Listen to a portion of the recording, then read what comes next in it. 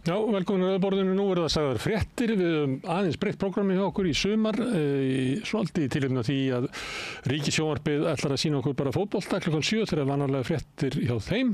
Það ekki fréttir í Ríkisútvarpinu fyrir klukkan 9, en við ætlum að segja hérna fréttir á meðan klukkan 7. Og þau sem eru hérna til að segja fréttin eru Sigurjón Magnús Egilsson. Já, góðlið. Og María Lilja Ingvildardóttir Þrastardóttir Kemp. Já, hei. Þú glemdir að segja eitt, sko. Við ætlum að vera til 21 eða til 9. Já. Það verður þess að við segjum fréttir og svo ætlum við að halda áfram að vera með svona frétta umfjöllun. Það kemur hérna á eftir Grímur Atlason, ætlar að tala eina fréttum dagsins. Og meira það að Anna Lára Steindal, framkvæmdastjóri Þroskahjálpar, kemur hérna og talar mál sem hefur verið mikið rætt. Að saksóknari ákvað að ákæra ekki menn sem höfðu misnotað þroskahefta konu. Og svo hérna í lokinni kemur hann Guðmundur Hrafn Arngrímsson. Við ætlum að tala við hann tvennt, annars vegar húsnæðismarkaðinn, hann formaður Leigjendasamtakanna, en líka svona hversu veikt mörg sveitarfélög standa gagnvart svona ásælni auðugs fólks til virkjana. Við höfum rætt það núna út af vindmyllunum í Garpsdal, en Guðmundur Hrafn strandamaður og hann þekkir deiluna Hvalárvirkjun. Þannig við ætlum að enda þáttinn á því. Þannig það margt í boði hérna.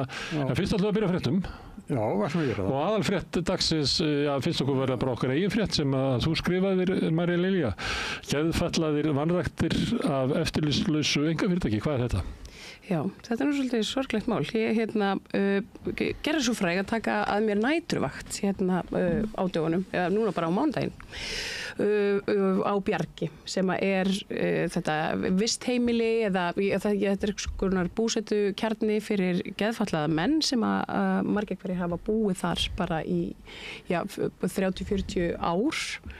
Þetta heimili hefur einhvern veginn svona svona poppað upp í umræðunni alltaf annað slagið. Það hefur verið staðið alls konar styr reksturinn, hverjir eigi að sjá mennina, hverjir beri ábyrgð á þeim og þar fram til götunum. Ásmundur Einar sem þá var barnamála og velferðarráðherra, hann samdi svo við þetta fyrirtæki Mannvirðingu sem er einkafyrirtæki í einhvers konar svona heilbrigðisrekstri. Þeir eru með svona afbrota, svona afplánunarúrræði hérna við Reynimel, en svo og reka svo þetta. En á þessum stað ríkir mikil neyð og þess vegna var ég kölluð til hérna á næturvakt bara fyrir algjöra tilviljun, vegna þess að það var hreinlega ekki til mannskapur til þess að manna þarna vaktir og mér brá nú bara töluvert yfir því sem að ég sá.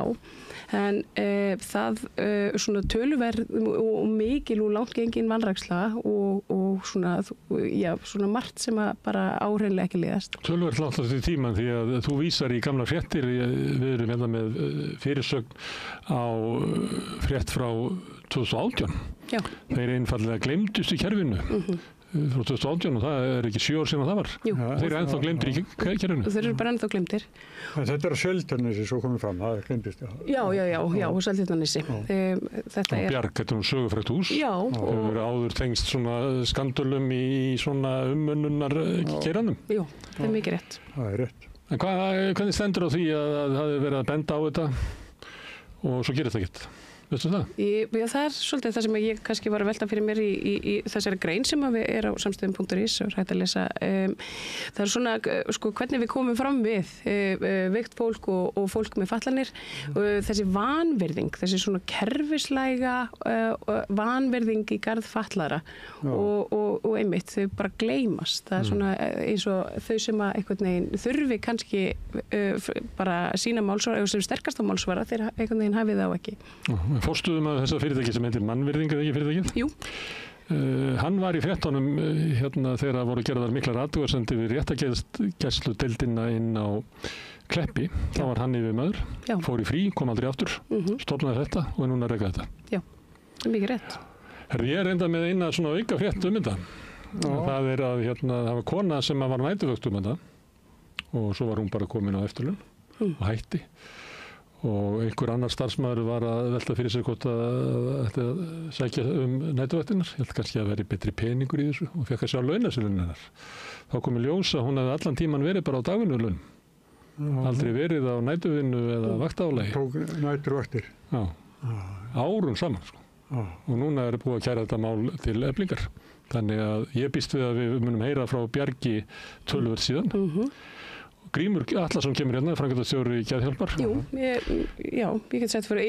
Eftir þessa nætuvægt þá var mér misboðið og ég heyrði í Grími Atlasinni sem brást hratt við og mér skilst að réttindagæslu maður fallara hafi komið þarna að í morgun og það sé eitthvað farið að hreyfast.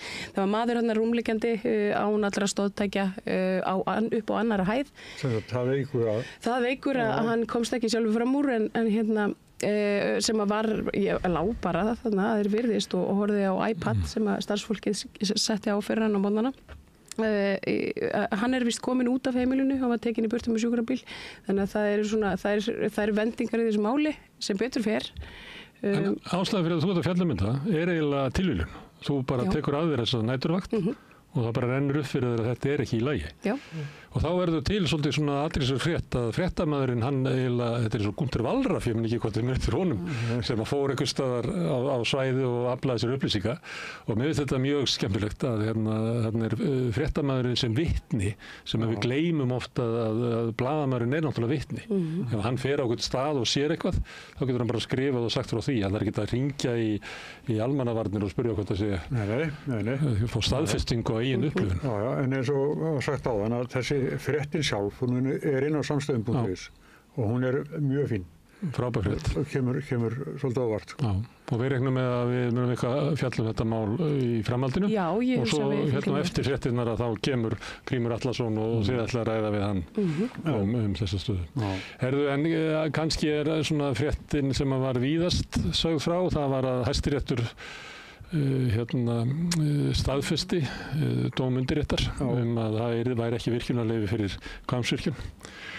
Mér finnst svona svolítið skringilega sagt frá þessu. Forstjóri Landsvirkjunar kemur fram og segir að það sé eitthvað svona orðalagsbreyting sem að eitthvað svona málskilningur í þingmönnum árið 2011. Ég held að þetta sé ekki rétt hjá honum. Sko málið að þá fer inn í lög sem að kemur frá Evrópusambandinu sem að að ef þú reisir svona virkjun eða eitthvað svona stórt mannvirki sem hefur áhrif á svona vatnasvæðið. Nú heitir þetta heitir einhver skringilegu nafni núna, vatnshlota. En það eiginlega svona eins og vatnasvæði. Og þú mátt ekki raska, þú verður að vera með eitthvað úttekt á því hvað áhrif þetta hefur á þú veist, á grunnvatnið og dýralífið og allt saman. Þetta bara mannkynið búin átt að segja því að þetta bara verðum að vernda vatnasvæði sem við höfum. En þau hafa aldrei gert þetta. Það hefur aldrei verið neitt sérstök úttekt á bakvið þessa virkjun sem að snýra þessu.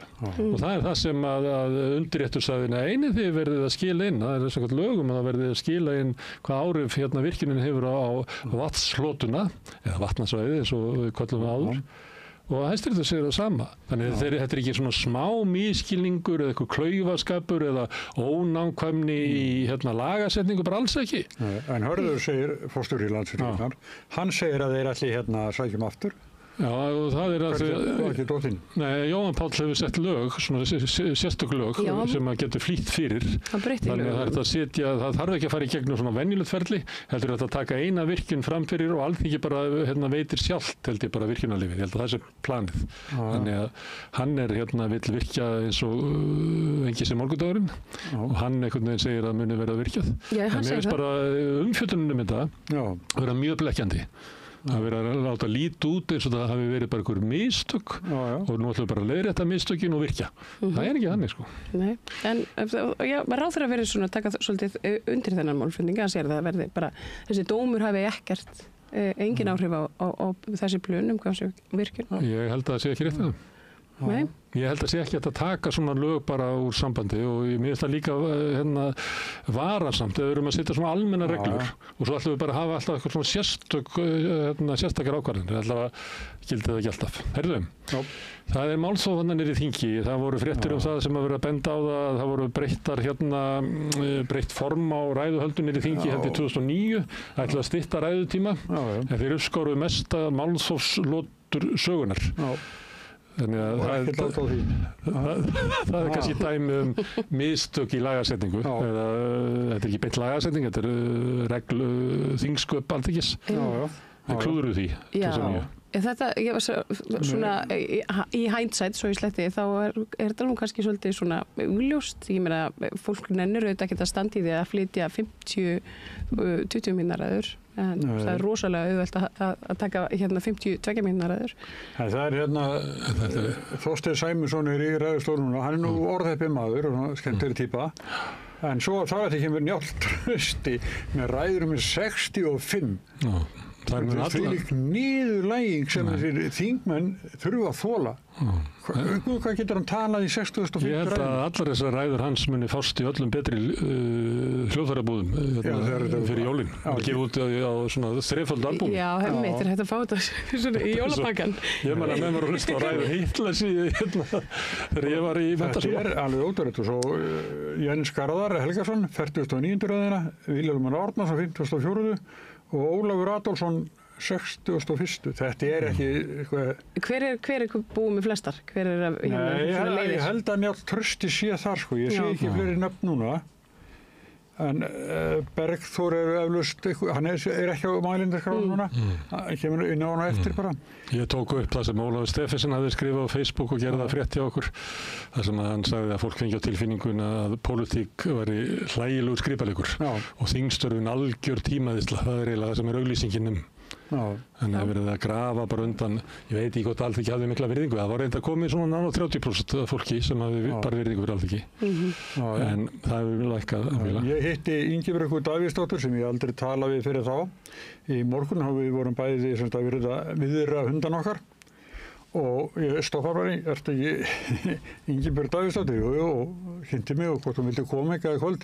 Nei, ég verði alveg bundin í þinginu. Komið upp í 5.-7. hvert skipti. Já, það er svo stutt að ræða núna, sko.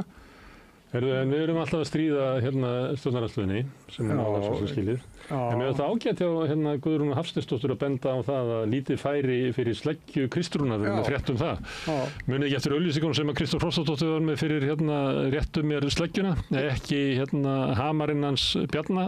Og þá var alltaf að sína hvernig hann ætlaði að berja niður vextina.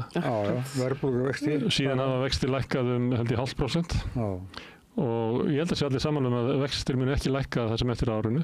Það er sannlega ekki. Þannig að Kristrún ekki að berja niður vextina. Nei. Mér finnst alltaf lagi að minna fólk á svona. Af því að kosningar fara fram, að fólk leggur fram einhvern kosningarlofvörð og svo kýs fólk. Og ef fólk er bara langt frá því að standa við það, þá er sjálfsagt að minna á það.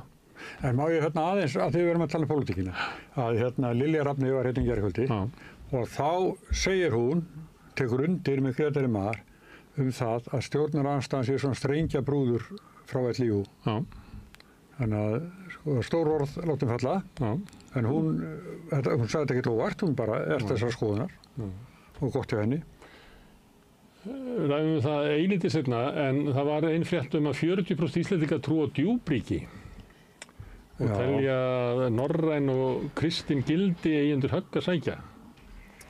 Hvað finnst ykkur þetta? Ég bara átta mig ekki á þessu. Þetta er nú kannski svolítið svona í takt við þessa svona upplýsingaóræðu sem að hefur farið mikið fyrir á samskiptamiðlum eins og Facebook og svona og ég meina upprýsu ykkur og svona hópa eins og Ísland þvert og flokka sem að sem telja sig verið að vernda ykkur gildi. Þau ná aldrei 40%. Nei. En 40% Íslendinga trú á þetta. Djúpríkið. Já, en það ekki bara eins og ég var nefnilega áðan með útgerðin sem það... Já, það er málið, sko. Já. Það er að djúpríkið ekki efnalögin í Washington sem var ekkert verið að tala um, að það væri verið að selja börn. Djúpríkið er náttúrulega að það er LÍÚ og fleiri sem að stýra þessu stjórnmálaflokkum geta ráðið því að stjórnarandstaðan eins og leggur sig að gera sig fíbli dag eftir dag. Bara vegna þess að... Ég veit að það fólk úr þeim hópi hefur sett stein í götu okkar bekkja til dæmis. Já. Það er bara... Og það er svolítið þannig að ef að þú aktar ekki með djúpríkinu þá veistu að lífið verður aðeins erfiðara, sko. Ef þú aktar með djúpríkinu og ert bara ferð upp í ræðupúlt og talar máli LÍÚ og þá færðu eitthvað stöðu, þú getur ekki að fylgja sendiherra og guðma þetta hvað ekki, sko. Þannig að kannski það sem flókið við þetta kannski að vita hvað djúpríkið í huga þeirra sem svara þessu, sko. Já, það nefnilega svolítið flókið, sko. Hvort verið að tala spillinguna eða innleiða spillingu eða eitthvað allt annað? Innleiða spillingu, held ég. Já, ég skil þetta þannig. Fréttina af RÚV skil ég nú svolítið einmitt á hinn veginn, sko, eins og þess að ég verið að tala um þetta upplýsingaóreiðu og þá í tengslu við þetta kristin og norræn gildi og annað. Það sé saman.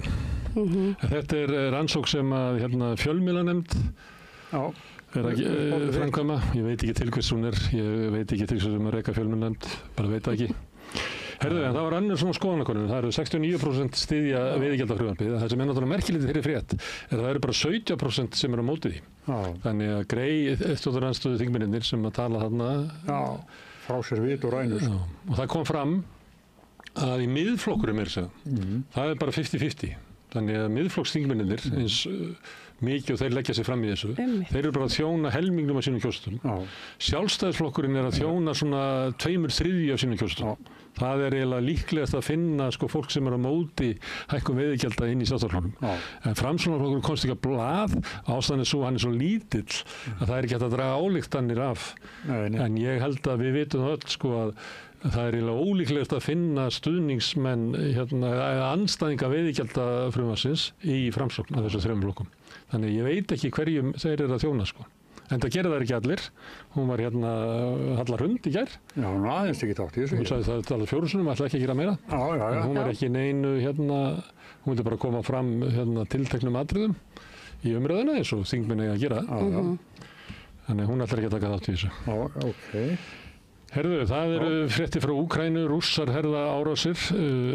Þetta, ég ræddi í gær við hann Hilmar Þór Hilmarsson, við ræddum aðeins stöðunni í Úkraínu og þeir munið eftir að það voru fréttir af því að Bandaríkjamenn ætla að hætta að senda tiltekin vopn til Úkraínu og það eru svona Patriot-flaugar sem eru notaðar í loftvarnarkerfinu. Ástæðan var sú að það gekk svo illa hjá Ísrael í þessu 12 staða stríði við Íran að þeir eruðu bara að hætta vegna þess að þeir eittu svo mikið af flaugum við að reyna að verja en tókst það samt ekki. Þannig að Bandaríkjamenn sögðu þessu svo að það er bara mikilvægur að verja Ísrael þannig að við ætlum að hætta að senda til Úkraínu og loftvarnir Úkraínumanna eru að bresta og Rússar eru að sækja fram sem bara verðt að hafa í huga því að stundum heyrum við einhvern veginn svona það sé bara kortir í því að efnahagur Rússlands hrynji saman eins og var leiðar í Moggas í gær til dæmis og svona verið að segja okkur að þú veist eins og Vesturveldin séu að vinna Rússland á vígveldinu, það bara ekki þannig og bara ágætt að fólk hafa í huga og því miður fáið of lítið að fréttum af vígveldunum. Mannréttindadómstóllinn í Evrópu úrskurðaði Rússar hafi framið mannréttindabrot í Úkraínu þarna 2014 þegar þeir aðstoða aðskilnað sinna við að skjóta niður flugvél. Þetta er fyrsta sinn sem kemur úrskurður um þetta stríð. Þannig að flugvélina sem voru margir hollendingar eða ekki? Já. Herðu, við viljum ekki tekið fréttir úr DFF en það er ein fréttin úr DFF sem það er stríð svona sem að íbúar á Flensborgarhöfn. Þú veit nú að þarna verði Sigurður, þú veist hvað þetta er. Já, ég veit það. Það er og þeir höfðu betur og mér finnst þetta merkileg frétt vegna þess að þarna kemur fram að eru íbúanir sem eru að kvarta. Það er aðalskipulag og það máttu vera þarna eitthvað 3 hæða hús og svo alveg yst máttu vera 1 4 hæða en síðan koma verktakarnir og suða eins og gera orkureitnum og heklureitnum og allstaðar suða og allt í einu er þetta bara orðið gríðarlegt magn langt út fyrir aðalskipulag sem er búið að samþykja deiluskipulaginu inn í bænum og íbúarnir sættist ekki við þetta og þeir unnu. Já. Er þetta ekki svolítið svipað og þau eru svona nokkur með svæðið við Slipp, það er svona annað svona máli uppsiglingu. Já, í Vesturbuktinni. Já, í Vesturbuktinni. Já, þetta er það sem Ísfélag Hafnarfjarðar var og er núna svona fólk sem er að vinna alls sköpun og sem er til húsaða núna, ég hef farið inn og skoða þetta og þarna er sem sagt, og það sem að Slippstöðin hérna Dröfn var ekki þetta. Þetta er sem sagt, það verið að taka sjávarútsýni af íbúðum. En þú átt aldrei útsýni. Það er eitthvað aðalskipulag, það verður að gilda, sko. Já. Þú getur ekki bara því að ég held að ég ekkert sagt það hérna, sko, að svona verktakar sem fá svona svæði, þeir ráða sko bara 2 eða 3, bara helst leiðilustu menn í heimi til að liggja í byggingafulltrúa og suða því að bara ein aukahæð þarna, þetta eru bara sko 10 milljóna, 100 milljóna, sko. Já. Og þetta aðeins þarna og svo allt í einu byggist hverfið. Þetta eru skuggar, sólin kemst ekki nema fyrir ofan 3. hæð, allt of þétt. Við höfum verið með umfjöllunum þetta er orðið sko heilsuspillandi húsnæði sem er byggt. Þegar við vorum á pressunni á sínum tíma, þá skrifaði ég hvað ég svona var breytt í Kópavogi. Það var bætt 1 hæð ofan á nokkur fjölbýlishús. Og svo kom í ljós að bæjarstjórinn eða formaður bæjar á þá og eitthvað átti hluta í þessu. Hann var búin að gleyma því. Hann var búin að gleyma því, hann ætti það. Nei, það hefur farið, sko, allir að villum fyrir mér, sko.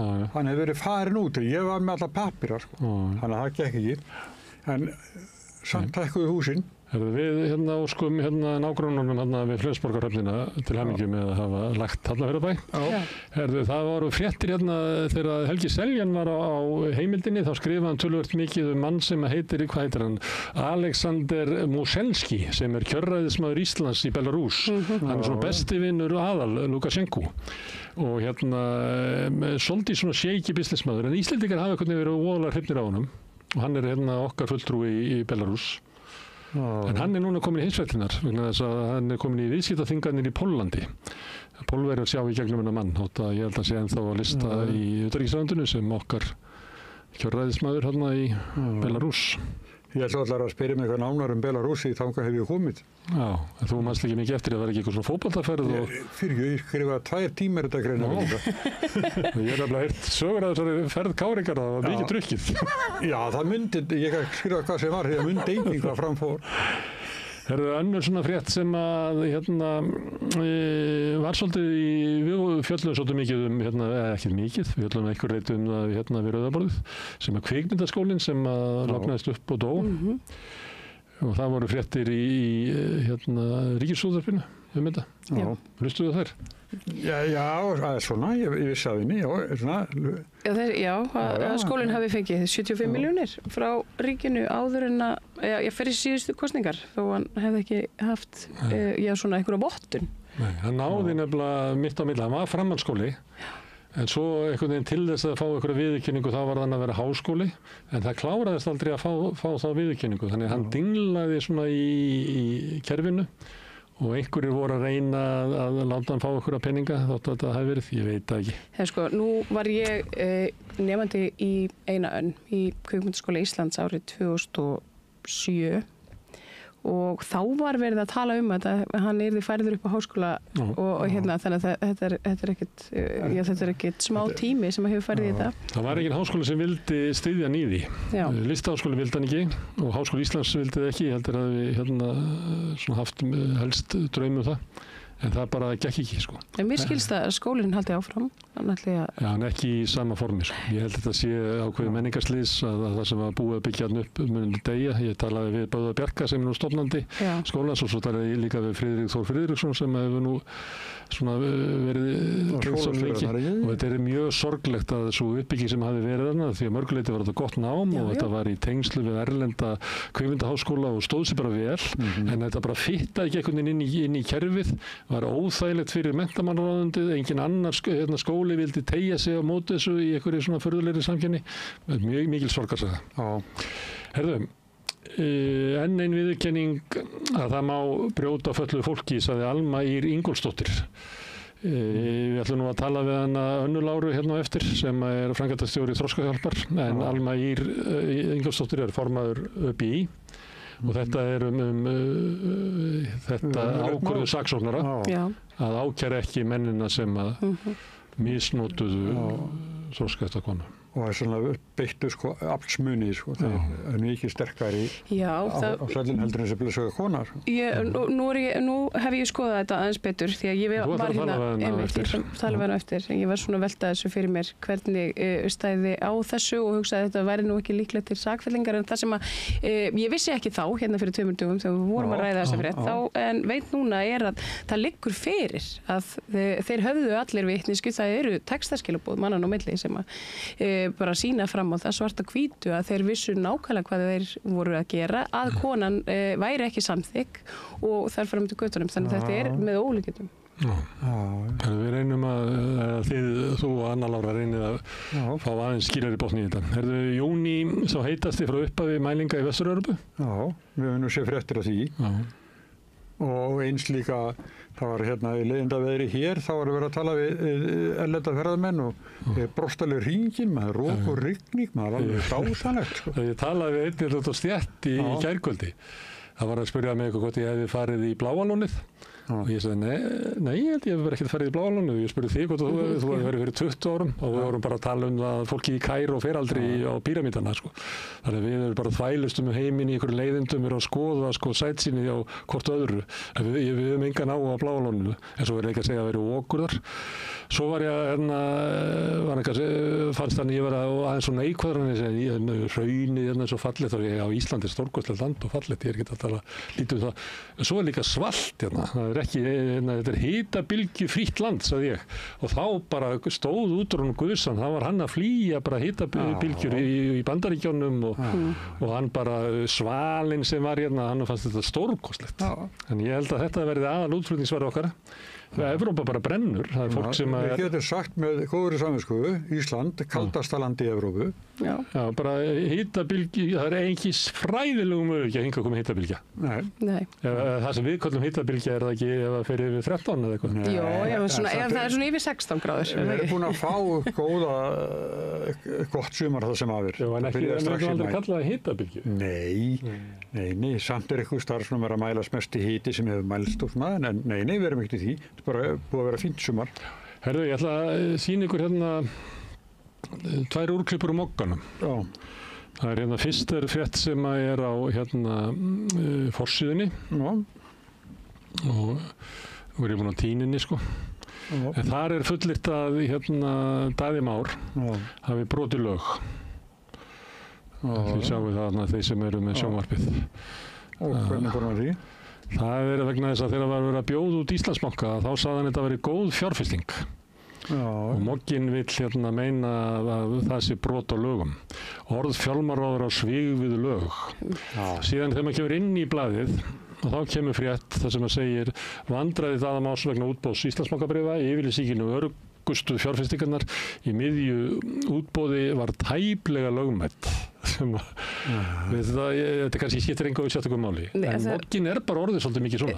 Það er lögbrot á forsíðu og svo þegar þú kemur inn þá getur ekki staðið við þetta sko. Nei, það sem er kannski fyndnast í þessu það er Hildur Sverrisdóttir sem að spyr hann út í þetta hérna hún er þingflokksformaður Sjálfstæðisflokksins en bara við munum öll eftir því hvernig fyrri Íslandsbankasalan gekk fyrir sig og þar var raunveruleg brot að ræða. Þetta er svolítið svona petti. Það er engan á þeim. Nei, ég er að segja það. Þetta er svolítið svona, hei, þú líka. Eða eitthvað svona, einhvern veginn, maður fara einhvern veginn svona þá tilfinningu að sé verða klóra í bakkan fyrir gamla foringjan. Það var þetta sagt að vera besta einkavæðing sögunar. Einmitt. Herðu, sögum kemur eiginlega frétt fyrir þig, Sigrún. Já. Af því að við vorum að tala gengi íslenska landsliðsins hérna og þú varst að tala að landsliðsþjálfarinn ætti að víkja. Hann fékk þessa spurningu á blaðamannafundi og hann sagði þetta heimskuleg spurning og dónaleg. Já, hann er mjög skil ekki mannin, sko. Nú? Nei, hann og ekki að vera alltaf að plammera þá sem spyrja bara að þetta bara sé ekki tími staðin í stund til að ræða það bara. Já. Þetta var bara rætt eftir að koma aftur heim eða eitthvað svona. En það var svo líka eftir fyrsta leikinn, sko, eða fyrri leikinn, en bara búin að nei, það er leikur í gangi það núna, held ég. Og þá hérna... Það er á morgun við Noreg. Já, það er morgun, já. En það er hérna, sko þá var sagt við hann að á netmiðli væri meðal annars sagt og þá segir hann mér skít sama, þetta ekki nógu gott sko. Landsliðsþjálfari verður aðeins að vera sko, hann þarf ekki að vera með bindi en hann þarf að vera svona hann verður að girða sig já, hann verður að vera svona og kunna sig bara fólk svona sem á annar borð ætlar að vera í svona opinberu starfi, það kannski ágætt að kunni að tala um blaðmenn. Það er vonbrigði með þetta en hitt hann ekki náðu góðum árangri sko, liðið skora sáraselda mörg búin að fara í 2 leiki þarna og líka í aðdraganda mótsins og gátt ekki skorað í aðdraganda mótsins og alla síðan Margrét Lára hætti þetta er fínt lið sko, það var eitthvað að þessu liði og það var ljóst í aðdraganda mótsins eftir á að hyggja en þeir sem að vinna við þetta hefðu oft samt átt að átta sig á því sko. Já, en það svona voru búin til of mikla væntingar að fyrsti leikurinn hann átt að vera bara sko við finna alveg sjálfsagt þurfum ekki að tala meira þurfum alltaf að fara inn á til að sækja hennar sigur ég með aðra frétt sem að því að þú er nú gaman sjómaður Dettifoss vélavanna milli Íslands og Grænlands er þetta alvarlegt mál við erum þetta veðri getur ekki hellt upp á kalt og ekki í matinn erum við ljósavél sko, sem sér rafmagnsvarmlistuna þannig að þetta er bara eins og að lendi í svona fríi eða? Nei, hann er náttúrulega flatreka sem að þýðir? Að sjórinn, öldundar og vindurinn kemur á síðu skipsins. Það getur hann ekki snúið upp í vind? Nei, hann hefur ekki enga vél til þess. Nú er bara að stýra? Nei, þetta verður bara svona flatreka. Þú ert sérfræðingur, ég vinn við að spyrja svo. Er það ekkert hættulegt fyrir svona farmskip? Nei, þeir hljóta að vera búinir að sko gera sjóklárt þegar þeir verða alltaf að gera vona á því að lendi mjög vondu veðrin þeir verða alltaf að þetta er allt spennt niður með kæðjum og svona. En veitum við hvaða vara er á leiðinni til Grænlands með Dettifossi?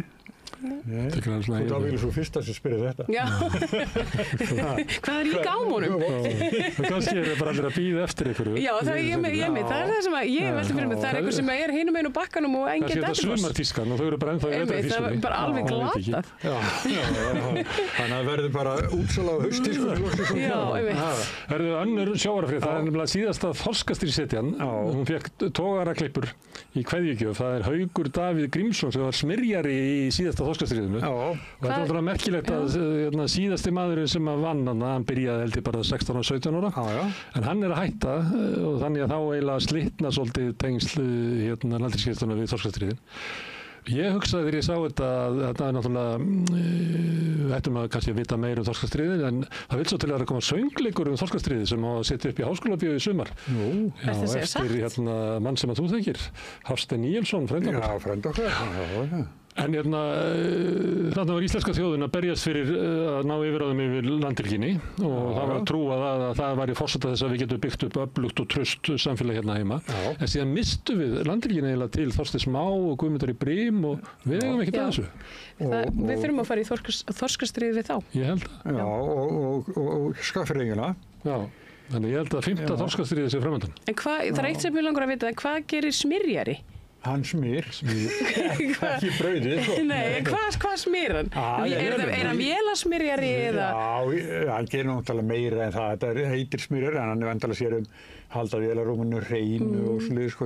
Það er að smyrja, þetta er svona pumpur sem að ganga og þetta verður vel smurt, sko. Þetta er mikið. Þannig að einilegur í vélina. Já. Ekki klikka á neinu. Er þetta ekki svona vinna sem að maður missir fram á fingrum og svona? Nei, María, ég held að þetta sé eitthvað sem að þú verður bara góð í, sko. Já, ég get alveg verið smyrjari. Þetta er líka að vera smyrja brauðið, sko. Já. Herðu, þetta eru fréttirnar. Nefnum við ætla að bæta ykkur við. Við ætla ekki að bæta ykkur við. Það fer alltaf eins og eldurinn sínu á Facebook, það sem að Guðríður nokkur setur inn á síðuna hjá henni Eddu Björgvins og hún ætlar að fjalla hérna aðeins málþófið og veiðigjöldin. Við ætlum að enda fréttirnar á því og svo fáum við auglýsingar og svo ætlum við að tala við Grím Atlason. Yes.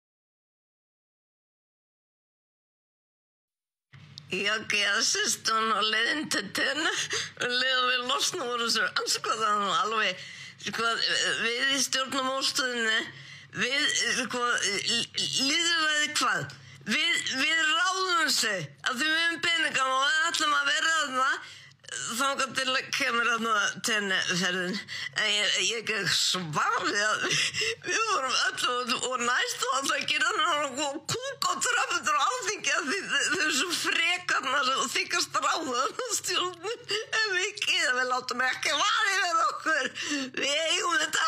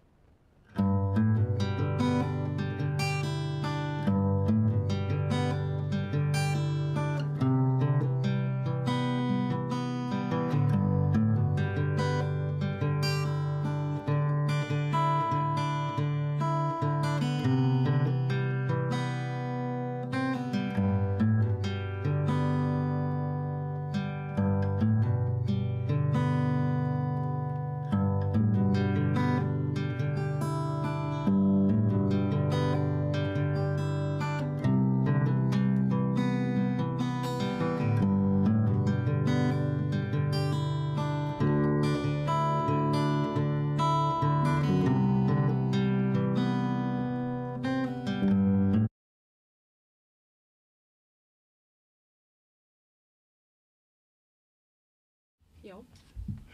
Aðbúnaðan á Bjargi á Seltjarnarnesi? Jú, mikið rétt og hafði kjölfarið, ég tók hérna næturvætt á mánudag vegna, ég bara svona tilviljunar, fyrir tilviljun þá fékk ég símtal frá gamalli góðri vinkonu sem að vinnur svona í þessum geira. Hún var þarna komið með einhverja ábyrgð í hendurnar sem hún réði ekkert við og var búin að vera þarna í 30 og okkar klukkstundir með viðvöru á þessu heimili. Hún bað mig um að koma og taka við af sér en ég nú svona reynslu frá úr fyrnd af vinnum í geðföllum þannig að ég stökk til og hérna mér brá því að það var ekkert þarna eins og maður á að venjast og aðbúnaður mannana var svona bara skelfilegur eiginlega má segja. Ég hafði svo samband við Grím eftir að vaktinni lauk og hérna sem að svo setur eitthvað ferli í gang. Er það ekki rétt skiljið mér?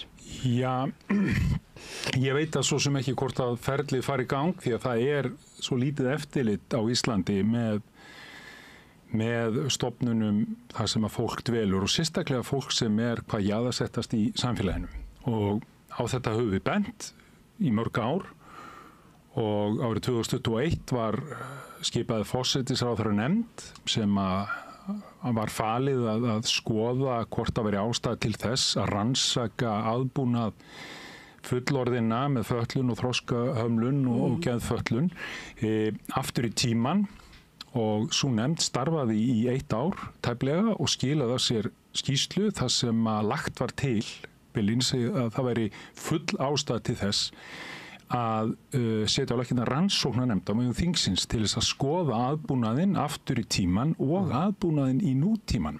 Og þá kannski það sem að þetta er gott að gera upp söguna og allt það, en nútíminn er bara ekki í góðum málum og við höfum bara ekki staðið okkur vel. Þetta er hópur sem að hefur verið bara algjörlega á jaðrinum og við höfum ekki mikið skipt okkur á hann. Við vonum greinlega bara svona alltaf eitthvað gerist, við bara vonandi bara verður þögn þetta í svolítið tíma. En mögulegt að það séu fleiri svona heimili eða sem að þetta getur gengið á með svipuðu þarna? Sko, ég ætla nú ekki að, ég veit... Nei, er það margt svona sem eitthvað? Já, það er mjög margt. Það er mjög margt sem við fáum mikið ábendingum. Það er verið að beita nauðung og þvingun á Íslandi og oft er verið að beita nauðung og þvingun á Íslandi og skerða mannréttindi vegna þess að aðbúnaðurinn er svo lélegur.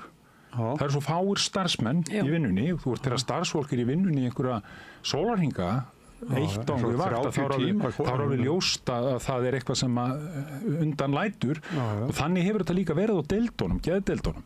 Og þetta byggir auðvitað á því að sko við eyðum tíma það sýnir líka bara hvernig Alþingi starfar. Það eitt alveg gríðarlegum tíma í að tala til dæmis núna veiðigjöld. Bókun 35 og alls konar mál. Ég ekkert að gera lítið úr einum málum, ég getur haft sína skoðun á þeim, en við eyðum mörg hundruð klukkutími í það. Velferðarnefnd var falið árið 2022 að forsætisráðherra að stofna að útbúa þessa rannsóknarnefnd, hvernig hún ætti að starfa. Það 2022. Og það voru mál sem voru mjög slæm. Það var bent á þau, það var talað þau, það hefði komið upp á yfirborðið og þau voru víða. Var Bjarg í því? Bjarg búið að vera, Bjarg búið að vera, það náttúrulega bara umræðum Bjarg í mörg ár. Bjarg þetta sett á laggirnar á sínum tíma, hefði aldrei átt að vera sett á laggirnar með þeim hætti, sem sýnir raunni hvernig svona málefni þeirra, svona geðvandi og geðmeðferð, hún hefur oft verið svo agaleg. Þegar við horfum síðan aftur í tíma, kannski 50 ár eins og þarna, þá sjáum við bara hvernig farið með fólk. Þessi menn í dag hefðu aldrei farið inn á Bjarg, þegar ungir menn þeir farað inn. Og þeir eru þarna í svo árum skipti og áratugum skipti á herbergjasambýli, það sem það verður, það ekki verið að byggja þeirra líf. Nei, og það einmitt það sem kom fram í fréttinu og ég lærði þarna nóttina þegar ég las yfir svona þessar möppur sem lágu frammi að svona réttlætingin á starfseminni á Bjargi, hún virðist koma svolítið frá þessu að þeir hafa verið þarna svo lengi, þeir eru vanir því og þess vegna tekur því eiginlega ekki að breyta til. Já, í rauninni þá var það bara þannig að það var jafnvel mannréttindabrot að breyta. Það var svo hræðilegt. Þetta svo mikill stofnanaskaði sem að fólk verður fyrir við svona meðferð í svona lengi. Batavonir minka, þetta svona aðbúnaður endalega. Já, þetta orðið, þetta eru bara þessi menn sem að voru þannig upphafi, eru bara fullorðnir og nokkri dánir, og en það sem það sem ég vildi segja síðan með þetta, rannsóknarnefndin sem átti að fara, nú er þrjú áliðin, og hver einasta ári þá sendum við Öryrkjabandalagið og hver einasta fundi sem ég sit með þessum þingnefndum, þá lík ég bara máli mínu eins og Kató hinn gamli og segi, hvernig með rannsóknarnefndina, nú klárið þið það mál, af því að við erum, við erum bara sumrin fari í það, við ræðum þetta. Við tölum svona þetta valla fólki bara í sumarfrí og nennir ekki svona hlusta á þetta. Börnin koma gjarnan fram á sumrin, skýrslur aðbúnað barna sem bara skelfilega tölur. Það kom rannsókn umboðsmaður skilaði skýrslu fyrra á 2 einkareknum heimilum þar sem börn eru geymd og sveitafélögin borga brúsan og þessar skýrslur þær bara komið svona, það tók enginn eftir þeim. Svo bara aftur núna kemur skýrsla frá barnaverndarstofu áhættu, hegðun og annað sem miklu, þetta bara svona upp og þetta allt saman bara, við erum að ræða veiðigjöld og við erum ekki að ræða það að taka þetta út. Við erum ekki að bera okkur saman við Danmörku sem var að gera hér 10 ára plan í geðheilbrigðismálum. Í dag borga þeir 50% meira í geðheilbrigðismál og þá eru þeir búnir að byggja alla nýju spítalana og allt saman og búnir að breyta hugmyndafræði, búnir að mennta miklu fleiri. Þeir eru búin að gera plan núna þar sem þeir ætla að borga eftir 10 ár verða þeir að borga 35% meira í geðheilbrigðismál. Þetta verið að gera í Danmörku. Hér ekkert slíkt í gangi. Fjármálaáætlun leyndist hjá nýja spítalunum sem ekki ráð fyrir geðdeildinni. Það 2010, það búið og nú búið að vera að tala hann að hann hvergi í fjármálaáætlun. En hann ekki rekstur. Þetta reksturinn. Þetta er að tala rekstur. Þetta er að tala bara... Ég myndi svona kunna... Maður velti fyrir sér einmitt og þarna, þegar þetta gleymist svona af hálfins opinbera, þá verður til einhver svona vettvangur fyrir svona einkaaðila til þess að stíga inn í svona sem einhvers konar svona líknandi englar og taka yfir þessu erfiðu málum og þessu erfiðu þungu heimili og annað slíkt og það er það sem við kannski sjáum að hefur gerst þarna með mannvirðingu. Mannvirðing þetta fyrirtæki í eigu Guðmund Sævar, veitur það ekki það? Maður ekki Guðmundsson allavega. Hann þú þekkir hans til hans, hann var látin fara af réttargeðdeild. eftir að uppkom skýrsla þar sem að kvarta var undan honum í vinnu en á einhverjum ástæðum eftir að það kemur upp og hann er látinn fara þá er hann einhvern veginn komin inn svona bakdyramegin en með fulltingi sama kerfisins og lét hann fara. Þannig að maður velti þessu svona fyrir sér af hverju er þetta svona? Já, ég vil nú ekki bara vera neitt að taka, veist, ég vil ekki taka með persónur, þannig ræða persónur, sko. Að þetta heimili samt, við verum að ræða. Já, það er, sko, málið er, þetta snýst okkur sem samfélag. Við erum, eins og sko, börnin sem er í mesta vandanum, það eru heimili, það eru einkarekin heimili sem er að sinna þeim. Og við vitum það er sko úttekt umboðsmanns var mjög dökk í fyrra. Úttekt umboðsmanns á geðdeildunum líka á sínu tíma þar sem hann benti á lög væru brotin þar á hverjum degi, mannréttindi brotin og það eina sem við gerðum var að reyna að breyta lögunum þannig mætti brjóta svona fólki í staðins að kannski getum við gert eitthvað hérna í aðbúnaði, getum við eitthvað breytt hér til þess að fólki líði kannski betur, getum við er deildin í röngu húsnæði, eru nógu margir starfsmenn, er hugmyndafræðin sem við erum að nota, er hún gáfuleg, er eitthvað nýtt komið. Þetta er allt saman hlutir sem sitja á hakanum alltaf og þá verður niðurstaðan þessi að það koma einhverjir sem að leysa þetta fyrir eitthvað pening og sveitafélögin kaupa sér frá þessu og svo koma sveitafélögin hérna eins og Garðabær núna eitthvað að grænja við því að það verður að biðja að hækka útsvar en Garðabær rekur ekkert svona heimili Hafnarfjörður rekur ekkert svona heimili það rekur þetta enginn því að það er bara keypt af einhverjum öðrum og það stendur í lögum hvað við eigum að gera og það stendur líka í lögum að við eigum að fara vel með fólk en við erum ekki að gera það. Sko skiljiði rétt, Grímur, að þú sagðir áðan að börn sem eru á heimilum, ekki sínum eigin heimilum eða foreldrum sínum eða sinni fjölskyldu, heldur séu á einhverjum svona heimilum þar sem að einkaaðilar sjá þau, að þau séu með verst útkomin í skólanum. Sko, það er náttúrulega börnin sem koma þarna, þau eru með sko mikinn vanda og eru miklu vanda og það er annað mál sko vanlíðan og... Já, mjög flókið þegar þú ert komin þennan stað og sum þessara barna kannski kosta samfélagið, það er 100 milljónir ári sem fer í þetta barn í gegnum þetta. Vandinn er að þetta eru heimili þar sem að vantar fagfólk, það vantar einhverja stefnu, en við erum bara ekki þar. Að því við eigum bara það svo, þegar við skoðar þessa innviðaskuld sem við eigum bara síðustu 10 ár, þá er innviðaskuldin við geðbatterið á Íslandi cirka 190 miljardar. Og þá erum við bara að tala til að jafna Norðurlöndin. Við vitum að það kostar meira að reka hluti á Íslandi, það eru svo fáir hérna. Þannig við ættum alltaf að vera að borga aðeins meira en Norðurlönd. Já, en ég meina við fer nú alveg ágætis summa í að reka þetta. Ríki gerir þennan samning við þetta tiltekna fyrirtæki og ég meina sem að tekur fyrir það það hefur verið fjallað að þeir eru með öryggisvistun aðra sem að það er alveg ótrúlega dýr fyrir ríkið, ég held að það hafi verið 207 milljónir á ári sem að fer í að reka úrræði fyrir einn mann.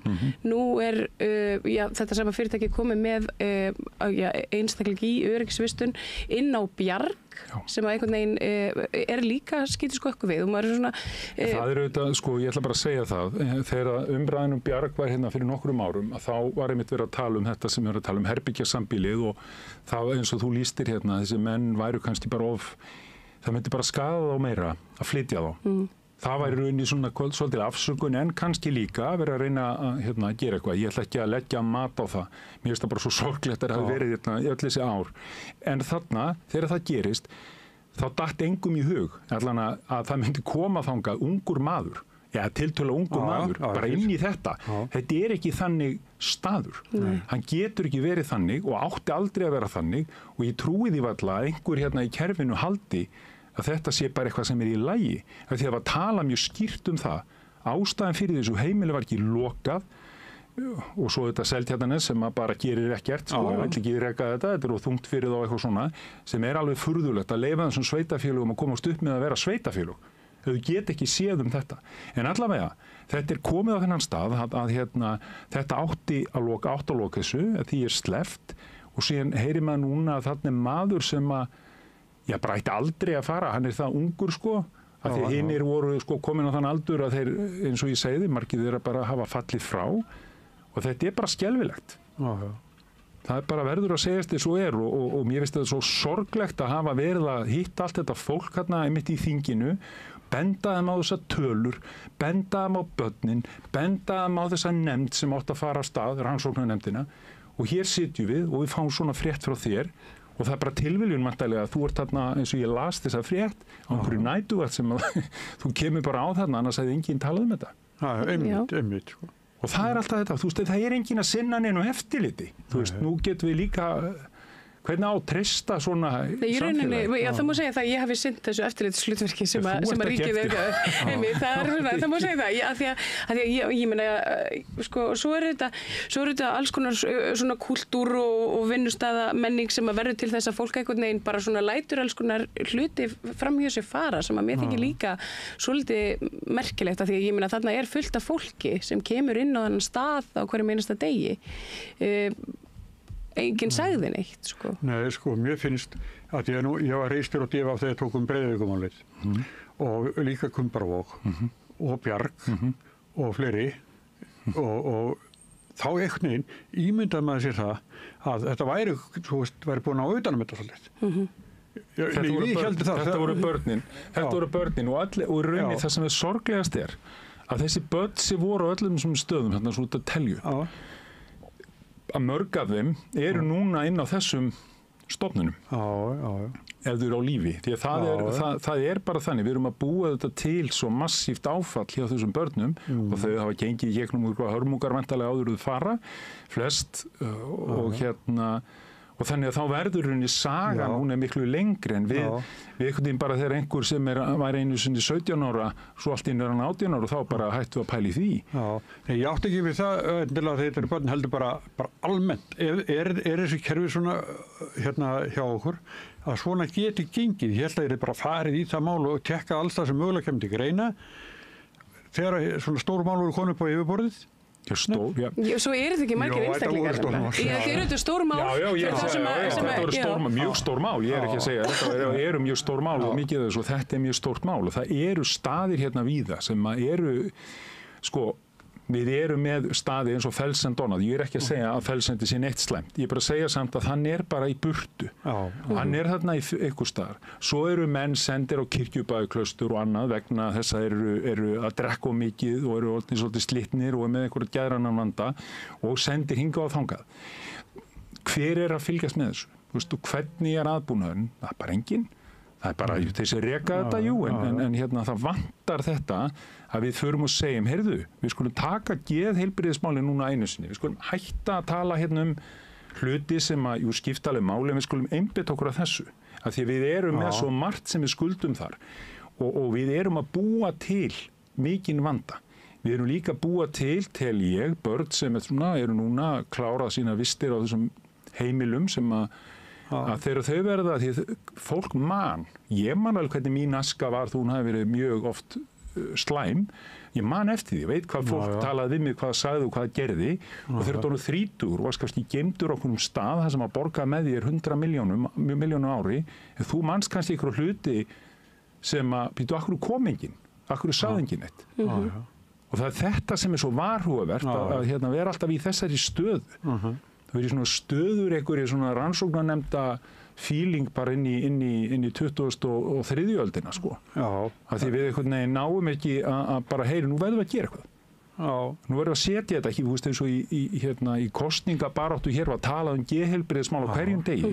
Svo horfum maður á fjármálaáætlun og það er bara niðurskurður á börn og að vera að setja eitthvað smá pening í það að byggja einhverja öryggisvistun. En það er ekki rekstur geðheilbrigðiskerfis. Það er bara til að búa til fleira og hvernig það er svo að reka það. Og hver ætlar að fjármagna það og hvert fara... Svo er ekki nóg að horfa bara á vandan það sem hann er vestur. Nei. Næstvesti vandinn getur verið mjög alvarlegur. Það er bara mjög margt sem þarf að skoða og við þurfum, svo kannski líka einhvern veginn þegar maður segja, nú tökum við línu hérna. Við ætlum að lína hér, hvað ætlum við að gera? Hvernig getum við breytt þessu? Og ekki kannski að við getum ekki kannski gert allt í einu, en við höfum bara vanrækt þetta svo í áratugi. Mér er svolítið merkilegt þetta sem hún segir að hér eru með barn og það ríkið setur ykkur 100 milljónir í að reka það svona á einu ári. Nú á ég barn og veit að það kostar ekki 100 milljónir að reka hana. Og maður velti fyrir sér sko, þú veist, að því að þetta, ég meina það er ekki eins og barnið fái mikið að sjá af þessum miklu fjármunum. Það fær kannski, þú veist, með því þjónustunni eða eitthvað og maður, þú veist, eru þessir einkaaðilar, eru þeir að greiða sér arð út úr þessu fyrirtæki? Hvert fara þessi peningar? Ef ekki viðhald og svona starfsfólk og stofnun? Ég held að þú getur ekki flesta þessu sé væntanlega rekið sem einhvers konar sjálfsegnar eða einhvers konar þannig stofnanir. Ef þú borgar ekki arð, en ég ætla ekki að fara yfir peningamálin og hvort að fólk sé. En það sem að kemur fram, þú skoða bara það sem að umboðsmaður segir, þá kemur, það vantar eftirlit, það vantar skortir fagmennsku og þú veist, það vantar strúktúr.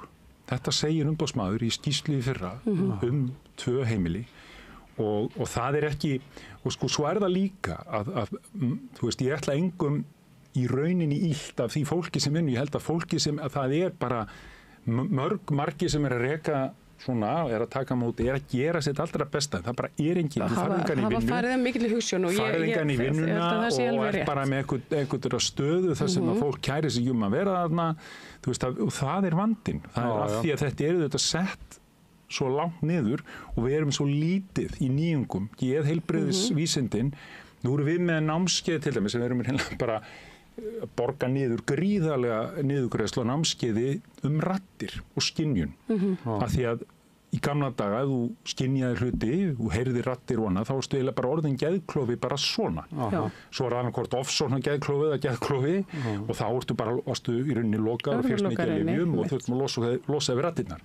Þetta getur verið flókið, getur verið mikill vandi, en við erum hér að það eru aðrar leiðir. Það er bara búið að vera pæli í þeim í mörg ár og við erum að koma hérna og erum að reyna að draga fagaðila til að mæta á námskeið sem við niðurgreiðum geðhjálp, sem er að bara sjá þetta og við bjóðum fólki líka og þetta eru sko 82 klukkutímar, þetta er ekkert eitthvað svona námskeið í 5 mínútur, það sem voru að læra að gera hluti á annan hátt og kannski draga úr átökum og ýmsu sem að gerast á geðdeildum og ég bara við fáum yfirleitt aldrei viðbrögð frá sérstaklega sko Landspítala fólki. En við fáum viðbrögð reyndar Reykjavík svona, við fáum talsverð viðbrögð þaðan og það er gott. Þau koma og eru að reyna. En þetta sýnir rauninni, þetta er svona hugsjón, þetta er ný hugmyndafræði, önnur nálgun, manneskjulegri og í meiri sátt við mjög marga. Af því það er hægt að gera fleiri hluti en nota bara lyf. Lyfin hjálpa og þau hjálpa mörgum og þau eru nauðsynleg og lífsnauðsynleg en það er átakapunktur í geðheilbrigðismálum þarna, hann er oftar þarna, það sem er að neyða fólk til að gera eitthvað og þá er gott að hafa eitthvað alternatív en það er bara ekki, þetta er dæmi það hvað er margt hérna sem að... En er ekki bugl alveg þétt settin alltaf? Jú, það held ég að sé bara mjög þétt stofnun langi biðlistar en biðlistar eftir hverju, þú veist hvaða meðferð, það er greiningur oft þetta, þú fær greiningu og hvað svo. Svo tekur skólinn við og hann vill alltaf greina þig kannski eitthvað meira en hvað svo, þú veist, hvað er að gera, hvaða úrræði eru að bjóða upp og svo eldist fólkið og það er mjög hætt við því að hafi það ekki sterkt bakland eða bara sterkar rödd sjálft einhvern veginn að þá einhvern veginn svona dagar það uppi í innankerfis og það er einhvern veginn enginn sem grípur það sko. Og það er þetta sem að mér fannst svo bara svona sláandi. Getur það verið að heimilum eins og Bjargi og kannski öðrum að þar séu fólk sem eru jafnvel bara hættuleg vegna veikindar sinna? Sko já, við erum með þekkt sko bara mörg dæmum það að einstaklingar hafi beitt annað fólk ofbeldi. Það er aftur á móti spurningin hvað er það sem veldur ofbeldinu? Það er spurning og hún er svona, þú veist, er það þinn geðvandi eða er það þín jaðarsetning sko? Þú veist, það er komin í rauninni þess að ég segi þetta er að því við förum alltaf í þessa hættu þú veist, ofbeldi á Íslandi er að langflestir sem að beita ofbeldi á Íslandi þeir allan ekki dæmdir út frá því að þeir séu geðveikir. Það er bara fólkið, það er alveg satt að segja maður í bláum sokkum barði mann, af því að við vitum ekki sko í rauninni grunninn hvaða kemur. Við vitum hins vegar það að þeir sem eru í geðvanda, þeir eru 10 sinnum líklegri að verða fyrir ofbeldi. Heldur þeir sem eru ekki þeir sem ekki í geðvanda og það, þú veist, en þetta er mýtur sem búið til með bíómyndum og fleiri kannski. Já, og þetta er mjög áhugavert að því og einmitt í þessu samhengi að það sé sko öryggisvistun á einstaklingi sem hefur ekki endilega geðrænan vanda metin sakhæfur og þar fram til göttunum en þótti tilefnum til þess að vistan sem satt í sérstöku úrræði. Hann settur inn á þetta heimili þar sem eru manneskjur með sko klíníska geðsjúkdóma og þetta er svona, þú veist, þessu er öllu grautað saman og líka einmitt af fagfólki og það er þetta sem mér þótti svo óskiljanlegt. Af hverju í ósköpunum verið að setja inn á heimili þessara manna og ég meina burtséð sko frá þessu augljósa broti á þeirra réttindum og friðhelgi þeirra heimilis sko að vera allt í einu komið með sko dæmdan glæpamann ágætismadur, ég segi það ekki og ég vil honum allt hið besta en það er ekki endilega þarna. Nei, það er sko við höfum keyrt geð sko geðumræðan hefur svo mikið gengið út á að eitthvað gerist og einhver með einhverja greiningu og þá er bara sagt frá því og það er alltaf og þá erum við já, ok. Nei, það var ekki mér sem ég spurði það. Nei, ég veit að ég er ekki að tala um þig, ég er að tala bara samfélagið og það setur þetta svona upp. Og þess vegna er sko það fyrsta sem gert að fjölga öryggisrýmum. Og sko það er alveg þannig, það við vitum það líka að fangelsi eru, sko það eru mjög margir í fangelsum og hann fari gegnum fangelsinu undanförnu sem ekki að vera í fangelsum. Og þetta eru þetta vandi og ég ætla ekki að gera lítið úr honum. Það þarf að leysa hann og gera það manneskjulega og fólk sem þarf að fá einhvers konar öryggisvistun þá þarf hún að vera manneskjuleg. Og þá þú veist, ef við förum og skoðum þetta, ég er nú búin að fara í nokkra skoðunarferðir, nú síðustu ára að skoða geðdeildir í Danmörku meðal annars og Noregi. Í Danmörk tók bara sig til og tók þetta allt saman í nefið og byggði bara nýjar, bæði svona alvöru geðdeildir og svo líka öryggis- og réttageðdeildir. Í Hollandi er alveg sérstakt system í kringum þetta og við erum bara sko við erum svo langt á eftir og við erum svo langt á eftir í allri nálgun með þetta. Því miður. Þegar þú segir þetta þá á sama tíma og nágranna þjóðurnar er að vinna bara í þessum málum, bara að gera þetta gott. Þá erum við þarna með fólk á bjargi sem kannski ætti aldrei að hafa verið þar sko. Já. Nei, og það er bara þannig. Þeir áttu, og það er auðvitað þetta hvað sem er ekkert vel á bjargi, heldur bara, En það eru líka, ég meina, bjargi eru auðvitað líka sérstætt að því leturinn til að það svona samræmist ekki þeirri nálgun sem er farin hér í heilbrigðismálum og þessari sjálfstæðu búsetu og annað, af því að þetta eru bara herbergi með engum salernum, þau eru fram á gangi og svo sameiginlegt rými niðri á fyrstu hæð. Og þetta, ég meina, þeir sjálfstæðu búsetukjarnar sem ég vann fyrir hjá Reykjavíkurborg fyrir sko 10 árum síðan meira, þá þeir voru þannig að þetta voru íbúðir sko og svo var bara ein húsvarðar íbúð þar sem starfsfólk var. Það eru þó nokkrar ennþá sem að verið að loka þeim hægt og rólega, en það er ennþá íbúðasambýli í Reykjavík, herbergjasambýli sem að er verið að reyna að loka en það tekur tíma og en þetta er auðvitað bara óboðlegt með öllu. Já. En það er allan að broti mannréttinda á þessu blessaða fólki. Já, ég segi allavega að það er fullt tilefni til þess að skoða það og vandinn er að það virðist bara enginn skoða það. Það virðist bara aldrei neitt, þú veist, það er þetta rannsóknarnefnd sem átt að taka til starfa forsætisráðherra bað velferðarnefnd að fara í þetta mál og síðan eru liðin 3 ár. Og ég held að maður einhvers konar félagshyggja sem það tekið við, en ég sé það nú ekki alveg. Hún er allan ekki farin í þetta. Nei, en við getum okkar litla vopni sem samstöðin, leggjum þessu lít. Já, við gerum það og það hægt að hafa samband við Geðhjálp. Já, algjörlega, við gerum bara endilega. Starfsfólk og allir. Bara geta allir komið til okkar og það gott og ég bara þakka þið fyrir og ykkur fyrir að tala málefni okkar jaðarsettasta fólks. Herðu, þakka þér mikið vel fyrir komuna. Takk kærlega fyrir að taka móti mér. Hérna verða auglýsingar og síðan að þú sitja eftir. Jú, ég ætla að sitja eftir og tala við Önnu Láru Steindal, framkvæmdastjóri Þroskahjálpar ákærur sem ekki voru gefnar út í málefnum þroskaskertrar konu. Þetta erfitt mál. Aftur eftir augnablik.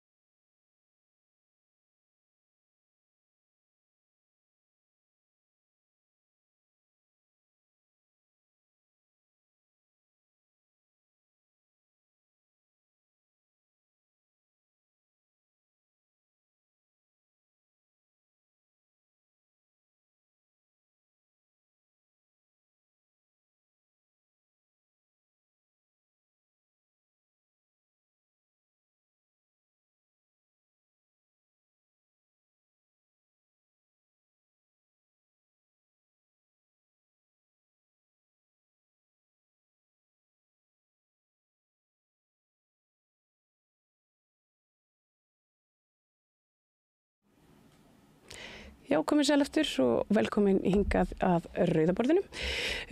Það kom upp hræðilega og óhugulegt mál þegar að konu með þroskaskerðingu var nauðgað og hún misnotuð af manni sem svona átti að hafa umsjón með henni.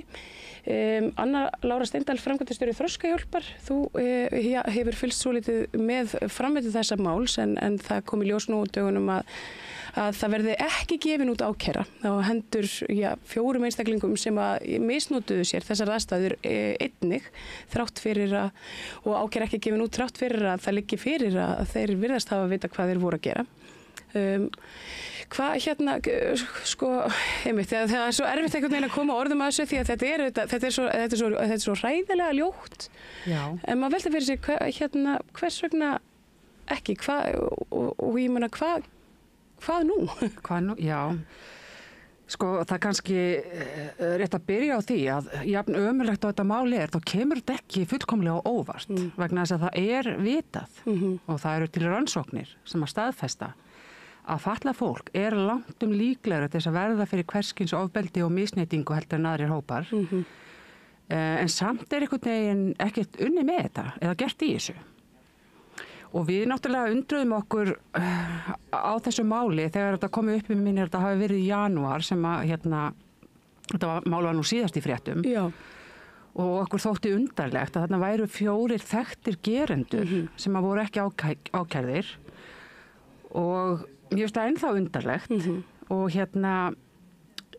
og ég bara, ég er eins og þú, mann er verið svona hálf orðavant, en það sem að mér finnst blasa við núna þegar þessi niðurstaða liggur fyrir og ríkissaksóknari hefur tilkynnt að það verði ekki gefin út ákæra á hendur þessum 4 gerendum í ljósi þess að málið þykir ólíklegt til sakfellingar, þá held ég að verða að skýra það vegna þess að ég meina nú hafa fjölmiðlar fjallað ítarlega bara samskipti milli þess mannsins sem dæmdur var til 8 ára fangelsisvistar og þessara manna. Það virðist alveg borðliggjandi að brot hafa átt sér stað.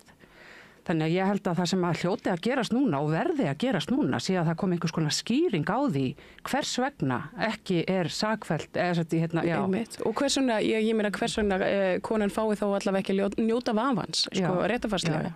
Vegna þess að ég meina ég ætla rétt að vona að það sé einhverjar ástæður þarna baki sem að þó ég get ekki ímynda mér hverja þær eru og allir svo sem ekki að fara að fabulera eitthvað það. Nei. En ef þetta er ekki skýrt fyrir almenningi, fyrir fötluðu fólki, að þá er verið að senda bara alveg svakaleg skilaboð út í samfélagið að það sé í lagi að brjóta á fötluðu fólki. Já, ég var svona aðeins að vasast í þessu málum hérna fyrir einhverjum árum síðan og þá var þetta einmitt með frávísanirnar. Þetta var svona einn af þeim hlutum sem við gagnrýndum mikið en þá var svona minnskilningur sá að ég meina málum er vísað frá og það þykir ekki líklegt til sakfellinga einmitt vegna þess að þetta eru yfirleitt orð gegn orði mál.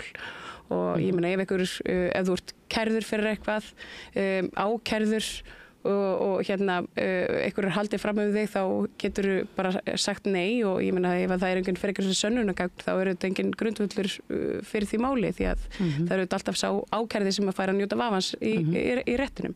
En í þessu máli er nefnilega svo greinilegt að það liggur fyrir miklu meira og ég meina svo fyrir utan að það er heill dómur sem að ég bara fór í gegnum allt þetta kerfi maður, dæmdur fyrir einhvern verknað og þáttöku sín í einhverjum verknað og ég meina þetta er 10. þarna innan dómsins, hvernig öllu þessu var háttað og hans vitnisburði og annara en samt einhvern veginn er þessu vísa frá og ég meina þetta eins og þú segir, ég meina hvers konar skilaboð erum við að senda út í samfélagi? Já, þau eru ekki góð ef þetta á að liggja óútskýrt. Ég held að það sé alveg ljóst að og ég er búin að vera að hugsa þetta þú veist bara hvað í ósköpunum þú veist, getur legið þarna baki en ég get engan veginn einhvern veginn gert mig grein fyrir því en ég held að það verði að skýra þetta og ég held að við verðum líka þú veist, ég meina því miður þú veist, þá er þetta ekki fyrsta sinn sem að ég sit og ræði svona mál, þú veist, því miður og þá kemur þetta alltaf reglulega upp og það hefur alltaf verið ákall okkar þegar það gerist að þessi mál verði tekin til alvarlegra skoðunar, hvernig ætlum við sem samfélag að vernda fatlað fólk fyrir ofbeldi og misneytingu og það gerist aldrei en núna held ég að við hljótum einhvern veginn að þurfa dálítið að fara að horfa á bara hvernig við erum að styðja og vernda fatlað fólk fyrir ofbeldi vegna þess að það vita allir sem vilja vita að það er allt og algengt Já, þú nefndir hérna á þann að þetta hefði kannski, þetta bara því miður hefði þetta nú kannski ekkert komið inn eftir sérstaklega mikið óvart. Þetta er svona, fyrir okkur hinn, svona sem að erum kannski minna inn í þessu málflokki, þá er þetta sláandi að einhver bara skuli hafa gengið svona fram og ekki bara einn heldur í félagi við fleiri.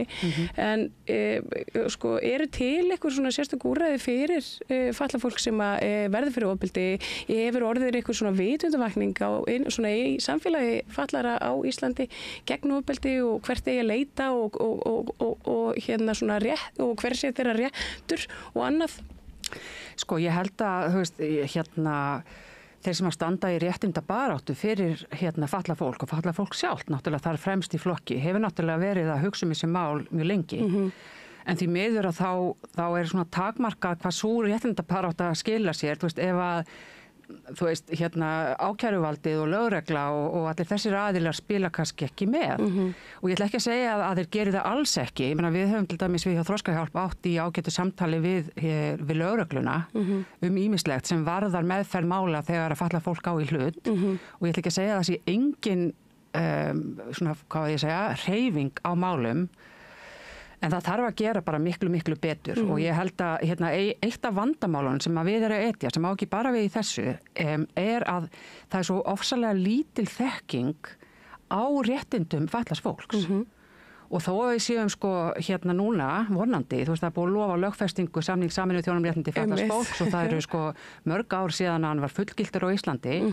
Hann gengur út frá mjög sérstakri skilgreiningu á fötlun sem að segir að þú veist, það ekki fötlunin sjálf eða skerðingin sjálf sem vandamáli, heldur umhverfi sem gerir ekki ráð fyrir fjölbreyttum þörfum. Og þar bara rosalega skýr krafa og skylda á herðum stjórnvalda að mæta fólki. Það er kalla viðeigandi aðlögun í samningnum, þetta þýðir í rauninni bara það að við búum til aðstæður þar sem að fatlað fólk getur notið sömu réttinda og aðrir. Og þetta skortir mjög mikið upp á og því miður að þá, og ég var að koma heim í gær frá Malaví, ég búin að hugsa svo mikið þetta á leiðinni heim, þar sem að við erum með verkefni sem fjallar bara réttindi fatlaðs fólks í Mangótsi héraði, þar sem að íslensk stjórnvöld hafa nú verið að vinna í 35 ár. Og þar erum við þar lögreglan með okkur í verkefninu, vegna þess að þetta skiptir svo miklu máli upp á viðhorf að gera, bara hvaða viðhorf samfélagið allt, og það er meðal náttúrulega bara fólk sem að vinnur í þessum málaflokki. Og það bara, það bara sérstök samfélagslögregla og þeir eru bara hluti af þessu verkefni. Kannski þurfum við bara að þurfum við að yfirfæra Malaví leiðina bara yfir á verkefni hér. Já, þetta bara kannski fleira fatlað fólk í lögregluna. Já, það er fyrir utan, sko. Já, það sé svona ákveðið inngildingar verkefni sem að ég mætti taka til bara mikilvæg skoðunar hér. Ég held að sýnileiki fatlaðs fólks í stjórnsýslunni saman svo engin. Já. Það er bara hárrétt. Og það ég meina, það fullt af, ég hugsa tabú og að sjálfsögðu náttúrulega stóru, eins og öryrkjabandalagið og þroskahjálp og fatlað fólk hefur verið að reyna að vekja athygli á þessu, en það bara allt of fáir sem hlusta. Af hverju það? Af hverju hlustum við ekki á fatlað fólk eða svona þá sem að eru að benda okkur á hið augljósa í rauninni? Ég held að það sé vegna þess að við erum einhvern veginn með svo inngróin viðhorf hvað, að það sé með einhverjum hætti réttlætanlegt að fatlað fólk hafi minni réttindi en aðrir af því að fólk hefur einhverja hugmyndir að það get ekki notið réttinda sinna sem náttúrulega algjör fyrra. Ég held að það sé eiginlega bara eina skýringin á þessu, það er einhvern veginn, ég meina, engin mundi það engin viljandi með viðhorf sem að útiloka fatlað fólk. Nei. En þessi inngrónu viðhorf og eins og þú nefnir áðan, ég meina, aldir hefur fatlað fólk verið jaðarsett og ósýnilegt og við höfum byggt upp sem samfélag einhverja hugmynd hvað það að vera fatlaður sem að alveg rosalega erfitt einhvern veginn að breyta. Að meðan staðreyndin, bara það ekkert að fötluðu fólki, það ekkert vandamál. Þetta er bara umhverfið sem að fólk gert að lifa í. Og ég meina þegar það talað fatlað fólk, þá þetta bara, það verið að tala alls konar fólk. Ég meina það er til geðfatlaðir, það er til, ég meina fólk með líkamlega fatlanir, fatlað vegna veikinda, meðfættar fatlanir, þetta er allt, en þetta er allt mjög ólíkir hópar innbyrðis. Mjög ólíkir hópar og það kannski gerir þetta pínlítið flókið vegna þess að við höfum líka þessa tilhneigingu til að fólk vil bara fá ykkur tjekklista, hvernig á að tjekka ykkur bók sem að hafa mætt þörfum fatlaðs fólks, en það náttúrulega ekki hægt. Nei, einmitt. Vegna þess að það bara einstaklingsbundið og fer eftir þörfum hvers og eins. En hvernig nú hefur oft verið talað það, einmitt að ofbeldi gegn fötluðu fólki og eins og segir þá kannski skortir aðeins á að það sé meira gerst einhvern veginn fyrir það svona innan stjórnsýslunar, en svona eins og bara, ég meina eftirleikurinn fyrir konu sem að verður fyrir svona ofbeldi. Ég ímynda mér að það sé ekkert endilega auðvelt fyrir hann að nálgast einhvers konar bara úrlausn sinna mála.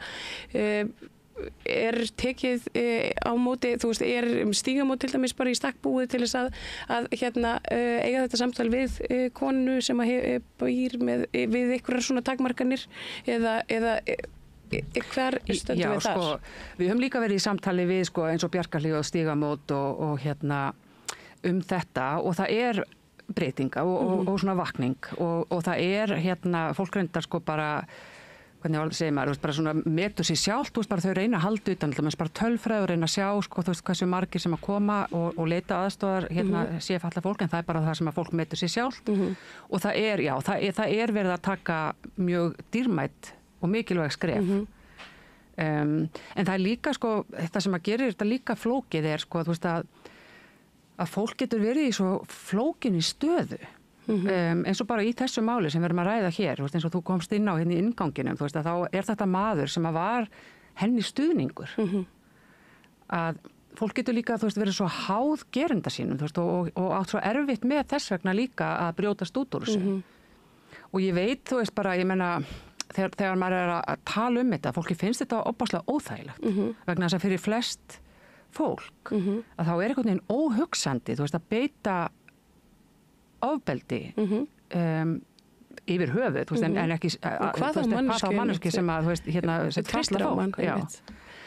En við verðum að fara að tala þetta og einhvern veginn að En líka eins og þú segir, það er áhugavert að því að þú talar að það séu, ég man ekki hvað sagði, einhverjar prósentur líkur á að meiri líkur á að falla fólk. Alltaf 5 sinnum. Alltaf 5 sinnum meiri líkur á að falla fólk sem beitt ofbeldi. En samt sem áður eru öll úrræði og eftirleikur og dómskerfið sett upp fyrir ófallað fólk. Já, og því gengur hægt að breyta. Og þetta er allt ferli, þetta er fallað fólk er ólíklegra til þess að segja frá, til þess að kæra, það er ólíklegra að það leiði til sakfellingar og það er ólíklegra að fallað fólk geti síðan leita sér aðstoðar eftir að hafa verið þolandi ofbeldis. Og þetta er eitthvað sem við vitum og það til dæmis hafi verið gerðar En samt er einhvern veginn miklu fleiri úr hópi fallara sem að verða fyrir ofbeldi heldur en ófallara. Eða svona það er meiri líkur á því að þeir verði.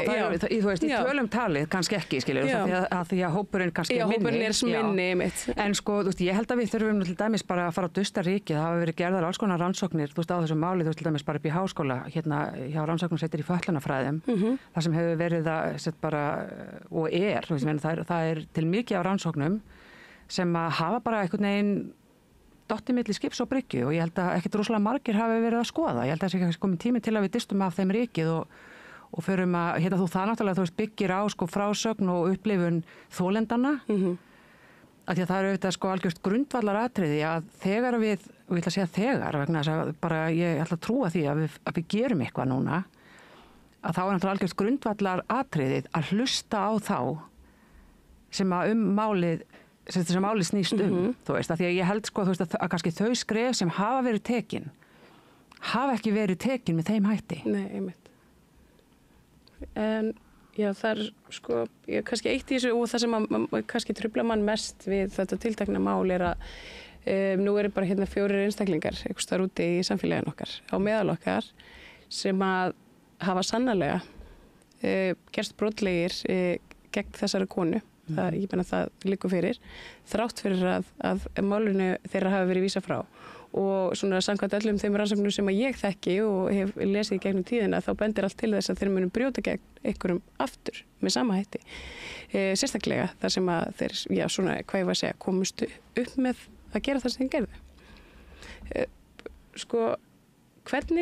Hvernig komust við, bara hvernig lögum við þetta sem samfélag? Hvernig komust við eiginlega bara hérna yfir á næsta stig? Þetta er eitthvað svona, þetta er svo svakalegur smánarblettur. Við þurfum einhvern veginn að vinna með þetta. Já, og þess vegna segi ég ég held að þessu máli, megi ekki ljúka hér, það verður að koma einhvers konar skýring og það er kannski einhver smá ljósglæta í myrkrinu, að þau viðbröð sem að þetta hefur vakið, að ég held að svona bróðparturinn af samfélaginu sé ekki sáttur við þessa niðurstöðu og vill fá svör alveg jafn mikið og ég held að það skiptir rosalega miklu máli. Við fáum einhverjar útskýringar á því hvers vegna í ósköpunum málinu lyktar svona og það svona, já ég held að... Hvað segir maður við þessar menn þarna út í samfélaginu sem að og ég meina, nú er ég bara eitthvað svona að hugsa upp þetta er að því að maður, ég meina, þetta eru bara einhverjum menn eitthvað staðar og ég meina, einhvern veginn sem að koma fram með þessum hætti, komast upp með það og við einhvern veginn sem samfélag ætlum bara einhvern veginn að halda áfram og lifa þeim að halda áfram og án þess að ég mitt eins og segir að staldra við og vinna svona úr þessu. Ég vona að það gerist og já, ég meina, ég held að það hljóti að vera krafa sem að við gerum að það komi einhvers konar skýring á því vegna þess að já, ég meina þetta má bara ekki enda svona. Nei. Það eru svo alvarleg skilaboð sem við erum þá að senda út í samfélagið og það eru raunin skilaboð sem að sem segja að það sé í lagi að beita fallað fólk kynferðisofbeldi Og það náttúrulega eitthvað sem við getum ekki setið upp hér með.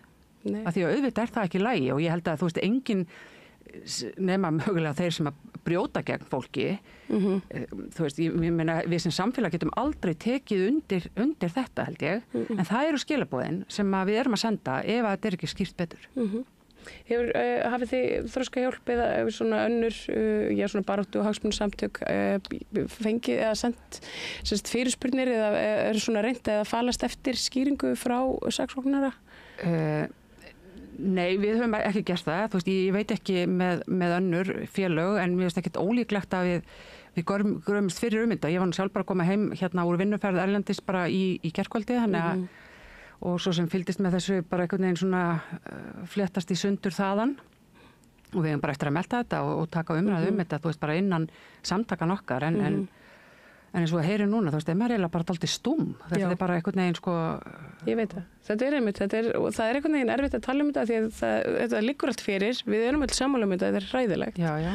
En samt einhvern veginn, þá er þetta svona eins og það er. Og manni finnst einhvern veginn, sko, þú veist, það hljóti að vera einhver ástæða. Vegna þess að, þú veist, ég meina nú bara eins og þú las ég dóminn á sínum tíma og þetta er ekki lítill dómur, þetta er 8 ára dómur. Þetta er mjög þungur dómur í kynferðisbrotamáli, alveg bara fráheyrt, sko. Og það er náttúrulega, þú veist, þetta að lesa bara allir þessi samskipti, þú veist, þannig að þetta er svo einhvern veginn borðliggjandi, þannig að, en ég ætla ekki að gera neinum það, að ætla einhvern veginn þú veist, að vísvitandi eða bara af einhverju léttúð að vera að senda þau skilaboð að það sé allt í lagi að brjóta með þessum hætti gegn fatlari konu, þannig að, þú veist, nú býði bara skýringar, það verður að koma skýringar. Anna Lára Steindal, framkvæmdastjóri Þroskahjálpar, kannski eitt að lokum, veistu hvernig hún hefur það konan? Nei, ég veit það ekki. Nei, en við þetta bara... Og ekkert þeirra, það náttúrulega voru 3 þarna þolendur í þessu broti sem var dæmt fyrir hérna fyrst. Einmitt, og við bara óskum þeim allsins besta. Anna Lára, þakka kærlega fyrir að koma og vera með okkur hér við Rauðaborðið í þessu nýja fréttaskýringaþætti sumarsins. Það eru örstuttara auglýsingar, svo er það Guðmundur Hrafn Arngrímsson sem að kemur hérna og ræður virkjanir í litlum samfélögum, húsnæðismarkaðinn og margt fleira. Það var gefið.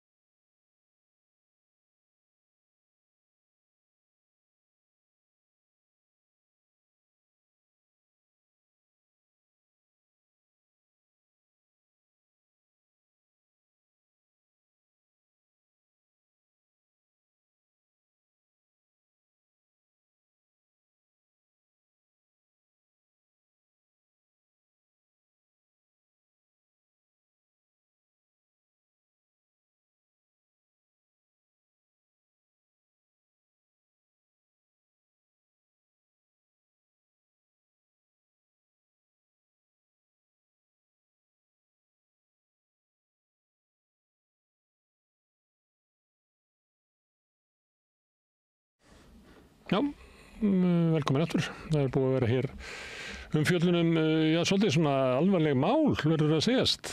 En við ætlum að enda þetta í spjalli alls konar hluti. Guðmundur Hrafn Arngrímsson er hingað kominn af Ströndum. til byggða, velkomin til byggða. Takk fyrir það. Velkomin til mann, ekki fáir af ströndum? Jú, já, en fáir góður. Já. Sterkir og hraustir hérna, eiginlega meira með allt Þeir eru alltaf að segja að það vera svo hraustir hérna. Já, strandamenn og hraustir, sko. Er það Hornstrandir eða er það eiginlegu galdrastrandir? Já, þetta er eiginlega svona Hornstrandir, sko. Þetta er svona 2 daga gönguleið frá næsta vegi. Já. Það sem að þú og þín fjölskylda búið. Já. Og erum að, rækta eða fugl eða sinna honum og reka við hennum og það var lengi selvið þarna en hún hefur laðist nú af fyrir einhverjum 30 árum. Og aldrei þá gónur í matinn? Ekki lengur, það voru oft gónur og selsveifar í matinn þegar ég var krakki sko en það er ekki lengur veitt sko. Sigurjón, veistu hvað það er að borða gónu? Nei. Það eru selshausar. Nei, stopp nú. Það heitir góna þegar þeir horfa á mótumanninn þegar maður borður það. Með kvolpaugunum, þetta var þetta oft getið súrt líka sko. Það var ekki getið... Súrar gónur? Súrar, sérstaklega hreyfarnir sko, það voru alltaf getið súrir sko. Og það var bara í þinni esku? Já, og bara lengi vel, bara framöndir aldamótin, bara mjög... Þú hefur nú verið með börnin hérna, gengur að láta þau borða gónur og hreyfar? Þau hafa ekki fengið selkjött ennþá í matinn sko, ég er nú svona að bíða eftir en við viljum helst ekki vera að skjóta þennan sel sem er eftir, það er mjög lítið af sel. Það er eiginlega sko, það er til dæmis... Við vitum það bara ekki, þannig að honum hefur fækkað gríðarlega sko. Það var þannig að það voru þarna víkur á Dröngum þar sem að voru kannski 30, 40, 50 selir hvert einasta skipti sem maður gekk að framhjá. Núna kannski sér maður 3, 4, jafnvel engan. Og engin veit af hverju?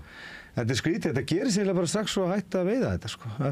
Eftir að sko selabændur hættu að skjóta sel og verka skinn og þá hrýnur stofninn sko. Það er talið að aukningin í grásleppuveiðum hefur orðið þess valdandi að selurinn hefur minnkað svona stofni vegna þess að... Átan grásleppuna? Nei, það er bara aukning í grásleppuveiðum vegna þess að þetta eru sömu miðin sko. Kópurinn, landselskópurinn, hann er þarna innan grásleppuna og það hafa grásleppusjómenn komið í land kannski með 30 kópur sko. Bara drukknaðir í nettónum og þetta er mjög líklega skýringin af því að okkur selastofnin hefur minnkað svona mikið sko. Getur maður ekki étið kjött sem af svoleiðis selum? Svolítið. Nei, það er... Maður borða svartfuglinn sem sækist í nettum, eða ekki? Jú, það var náttúrulega gert ef hann var nýdrukknaður sko, en það var ekki til síðs að éta svona seli sem að drukknaður sko. En hvernig á með selasafn á Hvammstanga? Þeir eru þar að fara með... Já, telja á hverju ári. Já, og svo fara með túrist út til að sjá seli. Já, en það er mjög lítið á honum. Það er mjög lítið og líka af útselum. Hún var náttúrulega að grísja útsel mjög mikið þarna í kringum 1990 þegar hringormanefnd borgaði selabændum fyrir að grísja útselin vegna þess að það kom mikið hringormur í þorskinn og þá þurftu allir selabændur að fara og grísja stofninn. Þetta var kannski gengið þverbak sko. Hörðu, þú ert formaður Leigjendasamtaka, ég ætla aðeins að fá að ræða við það, en ég ætla líka að ræða hérna, að því að þú ert þarna úr þessari sveit, að því að við vorum hérna fyrr í vikunni, að þá vorum við að tala að nú er búið að leyfa vindmyllur, ráðlega, vil leyfa vindmyllur í Garpsdal, sem er hérna í, Reykhólasveita. Og það kemur fram í svona umræðum um þetta er mjög fámennt sveitafélag og ég pröfaði að heyra svona í fólki og þess að við mig fara engan til þess að tala á móti þessu. Nú er enginn á móti þessu, jú, fólk er á móti þessu, það er bara svo óvíst allt í sveitinni að setja sig upp á móti því að það er þarna einhver 1-2 fjölskylda sem hefur svona ávinning af þessu. Og svo er einhverju hugmyndur að þessir fjárfestar sem ég man ekki hvort að segja frá Sviss og Hollandi eða eitthvað staðar. Það er svo mikið af svona verkefnum í gangi að maður missir hérna sjónar þessu.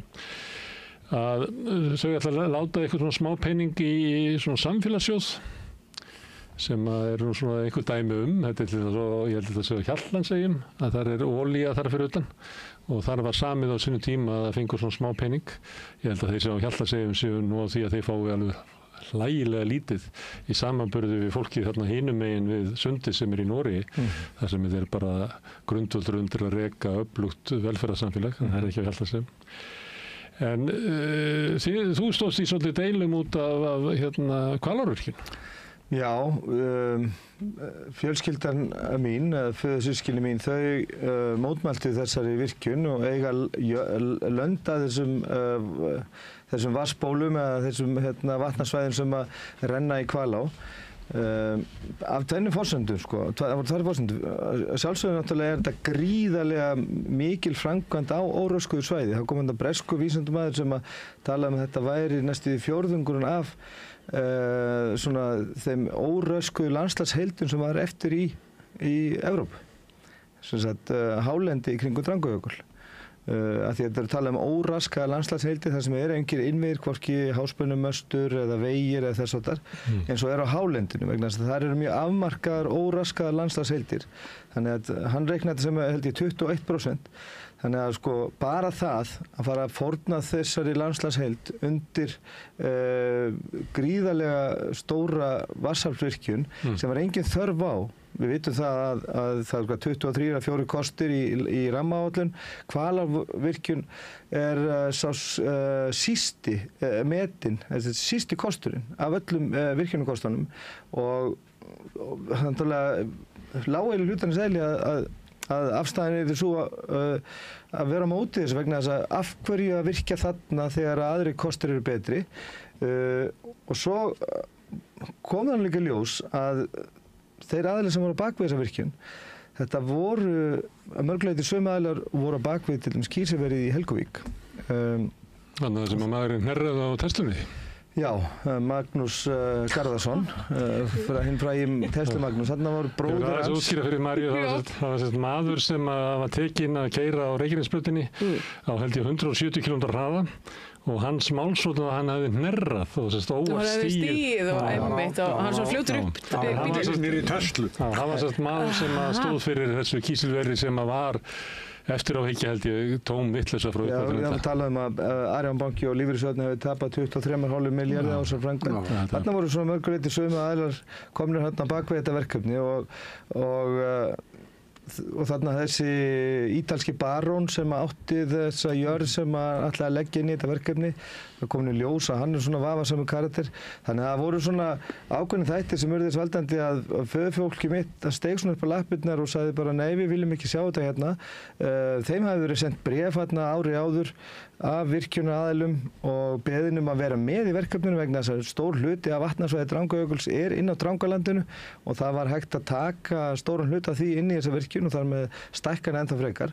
Þau höfnuðu því þrátt fyrir að hafa verið boðin gull og grænir skógar og fóru fram á jörðinni friðuð til þess að svona reyna að bæði að sko svona tefla fram verðmæti svæðisins vegna þess að þetta er búið að vera byggð í 1100 ár þannig að maðurinn komið sér mjög látlust fyrir í landinu á forsendum landsins og þetta er náttúrulega óbærslega mikið stigsbreyting að koma svo inn á þetta svæði og gjörbreyta því þetta allar framtíðar og úr öllum skala við allt sem hefur verið gert. Þarna hefur verið sko vegir verið ruddi bara með malarskóplum eða keyrði niður á litlum dráttavélum og hús byggð á litlum efnum þannig að þetta var nú svona ástæðan, þetta var svona tilfinningalegt og svo líka náttúrulega við sáum í gegnum þetta þessi kostaboð sem þessi aðilar komið með nákvæmlega eins og þú ert að nefna hérna rétt á hann.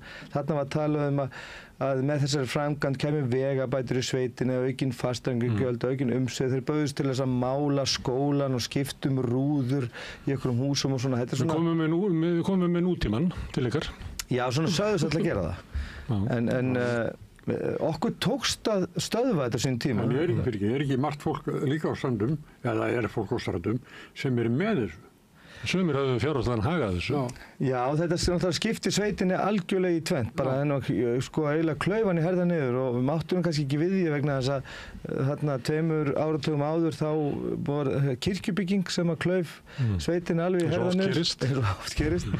Það var reist þetta ný kirkja, en samt er það þannig að stór hluti íbúana í Áneshreppið, þeir eru nú ekki margir sem eru á móti þessu eða bara finnst ekki sérstaklega mikið til þessu verkefnis koma en það er líka alveg eins og þú nefnir fólk er ekkert mikið fyrir að upphefja skoðun sína vegna þess að þetta er náttúrulega lítið samfélag fólk er háð hvort öðru í svo mörgu öðru samhengi og vill helst ekki mæta nágrunum sínum í einhverju svona rifrildi sem að skiptir ekki sko þeirra svona daglega líf máli bara eins og sem við getum orðið hattrum í litlum hópum. Já, þannig að fólk bara mjög háð hvort öðru. Þannig eru kannski 3, 4, 5 sveitabæðir í byggði við veturinn og þannig er fólk mjög háð hvort öðru og getur eiginlega ekki verið að standa í einhverju svona stórum deilum. Sko. En nú þú og þín fjölskylda mjög tengd þessu svæði.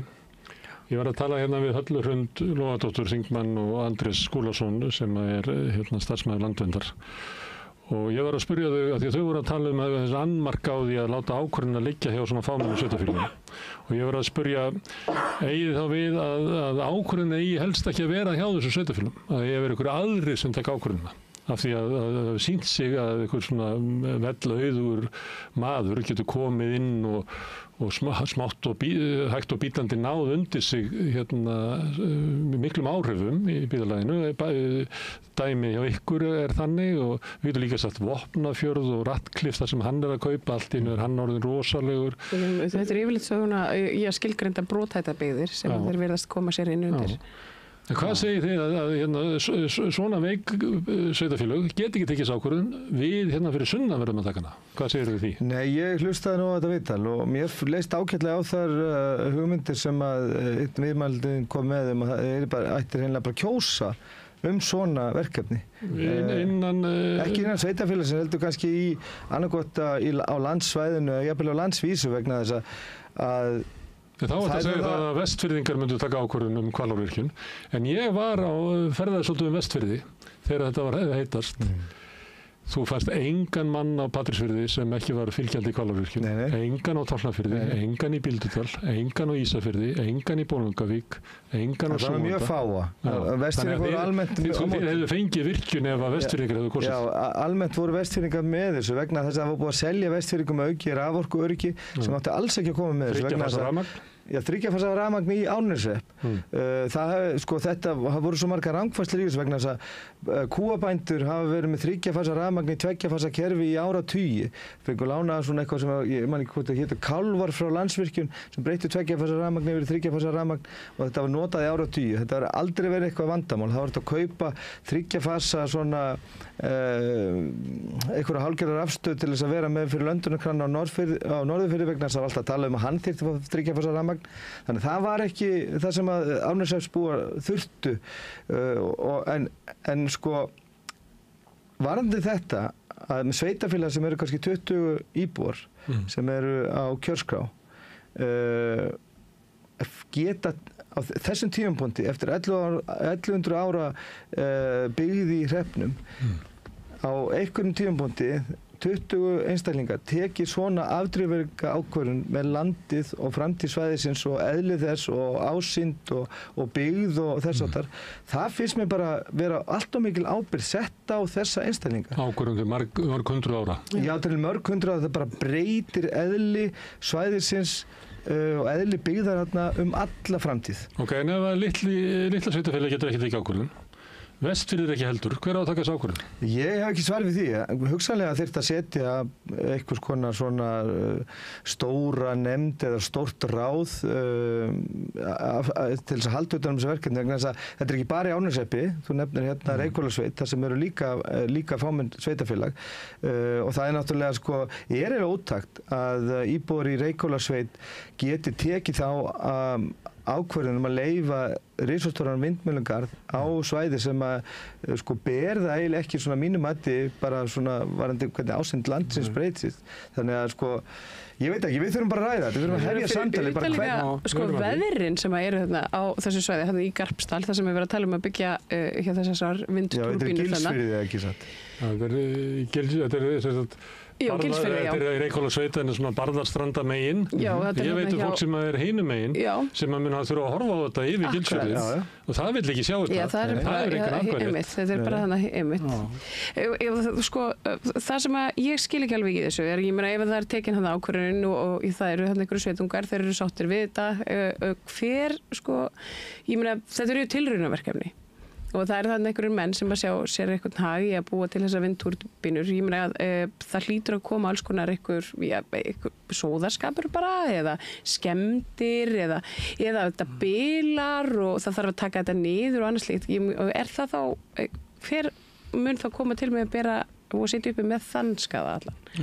Þeir sem rekita. Já, en svo líka eitt í þessu, bara, þurfum við á svo halda? Bara, svona félagsstaðan í þessu, að þeir eru svona fámenn sveitafélag og að tala svo stúrt á þeirra mælikvarða, svo bara yfirgengilegt og óafturkræft til dæmis eins og á ströndum og þannig að þá klofnar kannski, þú sagði 20 manns á kjörskrá, segjum bara kannski 40 manns sem geta voruð bara svarnir og óvinnir eftir þetta.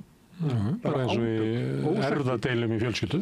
Já, bara ósætti og þeir sem eru á móti þessu, þeir vilja bara ekki breyta þessum hlutalandinu eins mikið og það mun gerast með virkjunni.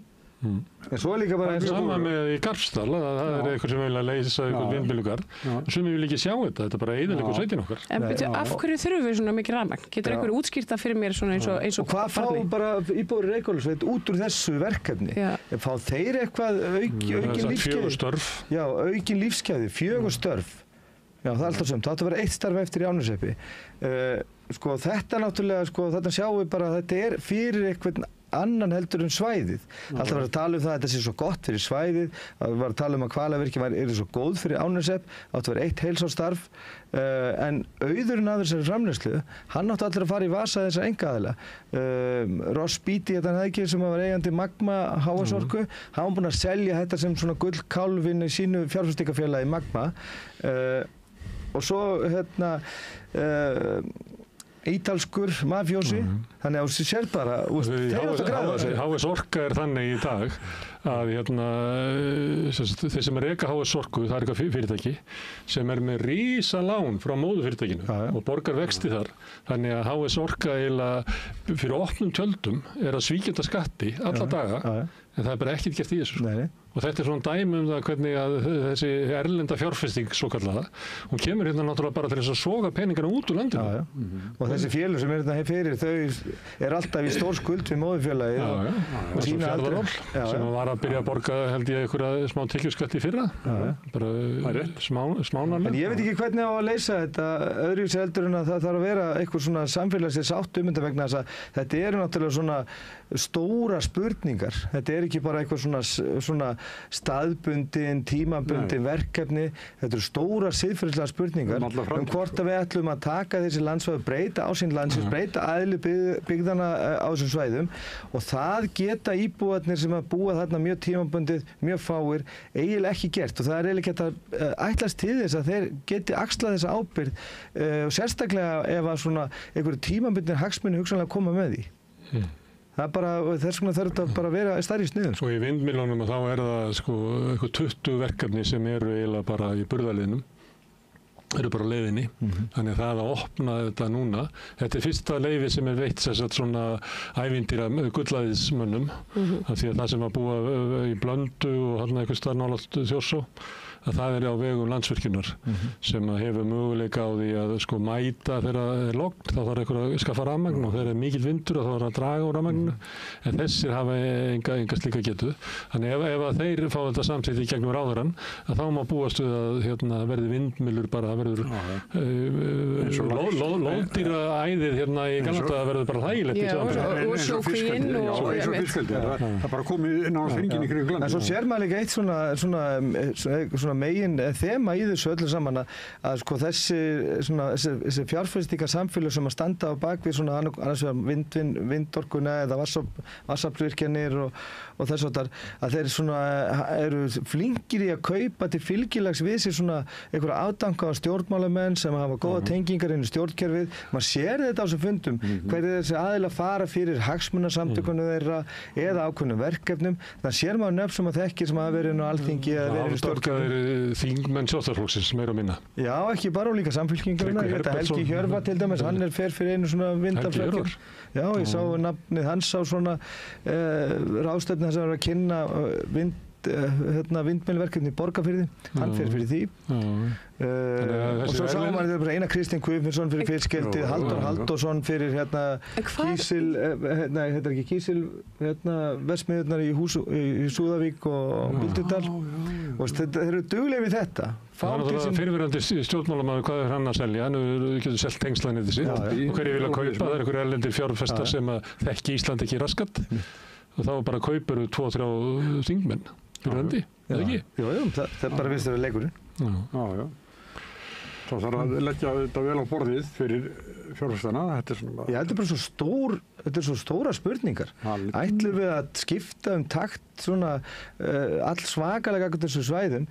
Ég meina, auðvitað getum við ekki látið tilfinninga svona tilfinningarnar ráða öllu svona einhverja náttúru sín og svona. Ég er ekki að segja það og ég er alls ekki þar. Ég reyna að vera pragmatískur og ég hugsaði vegna þess að ég vann nú að þessu Hvalárverkefni því ég kom hérna fyrst heim úr námi, þá var ég með hluta af þessu verkefninu að borði hjá mér því ég vann hjá VFSO og var svona minnst að rýna í það. Þá var þetta líka bara allt öðru þessu verkefni sko. Þá var næstu heilmikið minna, átt að fara rafmagnis með sæstrengina á Ísafjörð. En svo þegar að koma þessi verkefni aftur 2014-15 þá átti rafmagnin bara farin inn á kerfið, hringkerfið og kaupendurnir voru að mestu leyti gagnaver. Þannig að sko það þarf að hugsa líka bara hver eru samfélagslegur svona samfélagið ágóðin af þessu. Ef það er þannig að þú ert með eitthvað svæði, jaðarsvæði sem hefur hreinlega bara ekki orku og það er bara lífsspursmál fyrir það að það fái orku úr þeim auðlindum sem eru á staðnum, þá náttúrulega kemur allt annað sjónarmið inn í umræðinu og þá má kannski fara lengra með svona verkefni sem að öðru leyti kannski ætti að bakka með. En það væri þá bara sveitafélögin sjálf sem að myndi þá sinna því væntanlega, ekki einhverju auðmenn? Já, fyrir utan það, þetta náttúrulega ætti öll svona orkuöflun að vera á hendi hins opinbera. Það er verið að breyta orkukerfin okkar yfir í því að verða svona gullgrafara kerfi fyrir þá sem að vilja auðgast. Það á sama við húsnæðiskerfið sem hefur orðið bara umbreyst á undanförnum árum og í leigjendasamtökunum hafa verið að berjast fyrir að það verði snúið á braut. Er eitthvað að frétta því?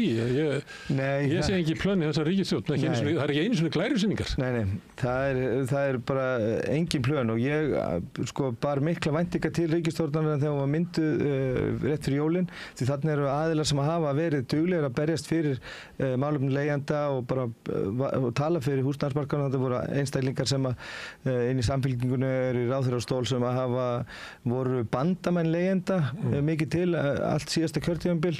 Þannig fyrirvandi formaður VFR, formaður nefndar og áhrifamikið innan ríkisstjórnarinnar. En samt sé ég... Þeir fyrir ykkur húsnæðishópi, Ragnar Þór. Já, samt sé ég ekkert koma haldbært frá henni. Þetta eru tillögur að þrengja Airbnb sem mun skila mjög takmörkuðum áhrifum og þau munu taka tölvöld langan tíma að koma fram á meðan húsnæðisskorturinn kannski að aukast 1000-1500 íbúðir hver einasta ári og hann að auka á neyð leigjenda. Það að auka valda ójafnvægi á milli leigjendan og leigusalans út af þessum skorti og þannig komin náttúrulega svona einhver svona hákarla menning sem að þrífst á neyð leigjenda og kannski eru þessi hákarlar og kannski þeir allra stærstu bara svo valdamiklir í samfélaginu að svona þegjandi þessu viðhaldi í þessu ástandi og þetta sko... Réttur þeirra til þess að græða á þér, hann bara æðri rétti þínum til þess að búa í öruggu húsnæði? Já, svo sjáum við bara stór hagsmunasamtök vera amast við því að Bjarg sé búið að byggja hérna á síðustu 10 árum 1000 íbúðir, þetta eru 100 íbúðir á ári, sko ég fagnaði tilkomu Bjargs og hef alltaf bara hrósað því verkefni en þegar að vera að nota Bjarg sem eitthvað svona einhvers konar rökfærslu fyrir því að það sé verið að koma móts við neyðina á húsnæðismarkaði, þá er það bara einfaldlega ekki rétt vegna þess að þetta hefur ekkert að segja. Þú ert með Bjarg í kringum innan við 1% af íslensku húsnæðismarkaði. Það hefur mikið að segja komandi fyrir það fólk sem fær að vera fær íbúðir. Já, en þetta hefur ekkert að segja stöðu þeirra sem að komast ekki. Vandan sjálfan. Nei, þetta er bara nákvæmlega eins og væri með 5.000 manns í sjónum og væri með gúmmibát sem geti tekið 10. og getur sagt, þetta er nú gott fyrir þessa 10, en hinir sko 4.990, þeir bara verða að svamla þarna og einn drukna. Þannig að það er ekki hægt að segja að við gerum þó eitthvað meðan þú horfir á allar massan, þjást og vera að tróða marfaðan og reyna að halda lífi í sér og börnunum sín.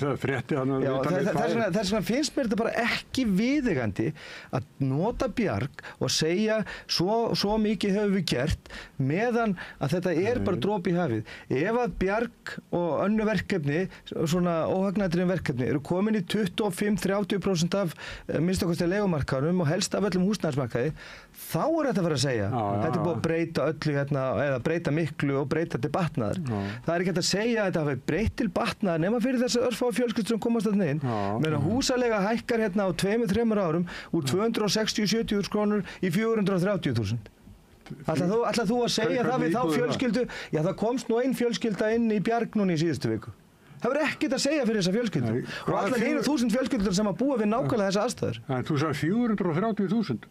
Já, það var bara frétt í DFF hérna fyrir nokkrum vikur síðan fjölskyldur sem komst þó inn í íbúð hjá leigufélaginu Blæ sem að húsaleiga hafi hækkað á tæpum 4 árum úr 260 í 430.000. Þetta er ekkert einsdæmi. Ég veit mörg svona dæmi og mörg verri.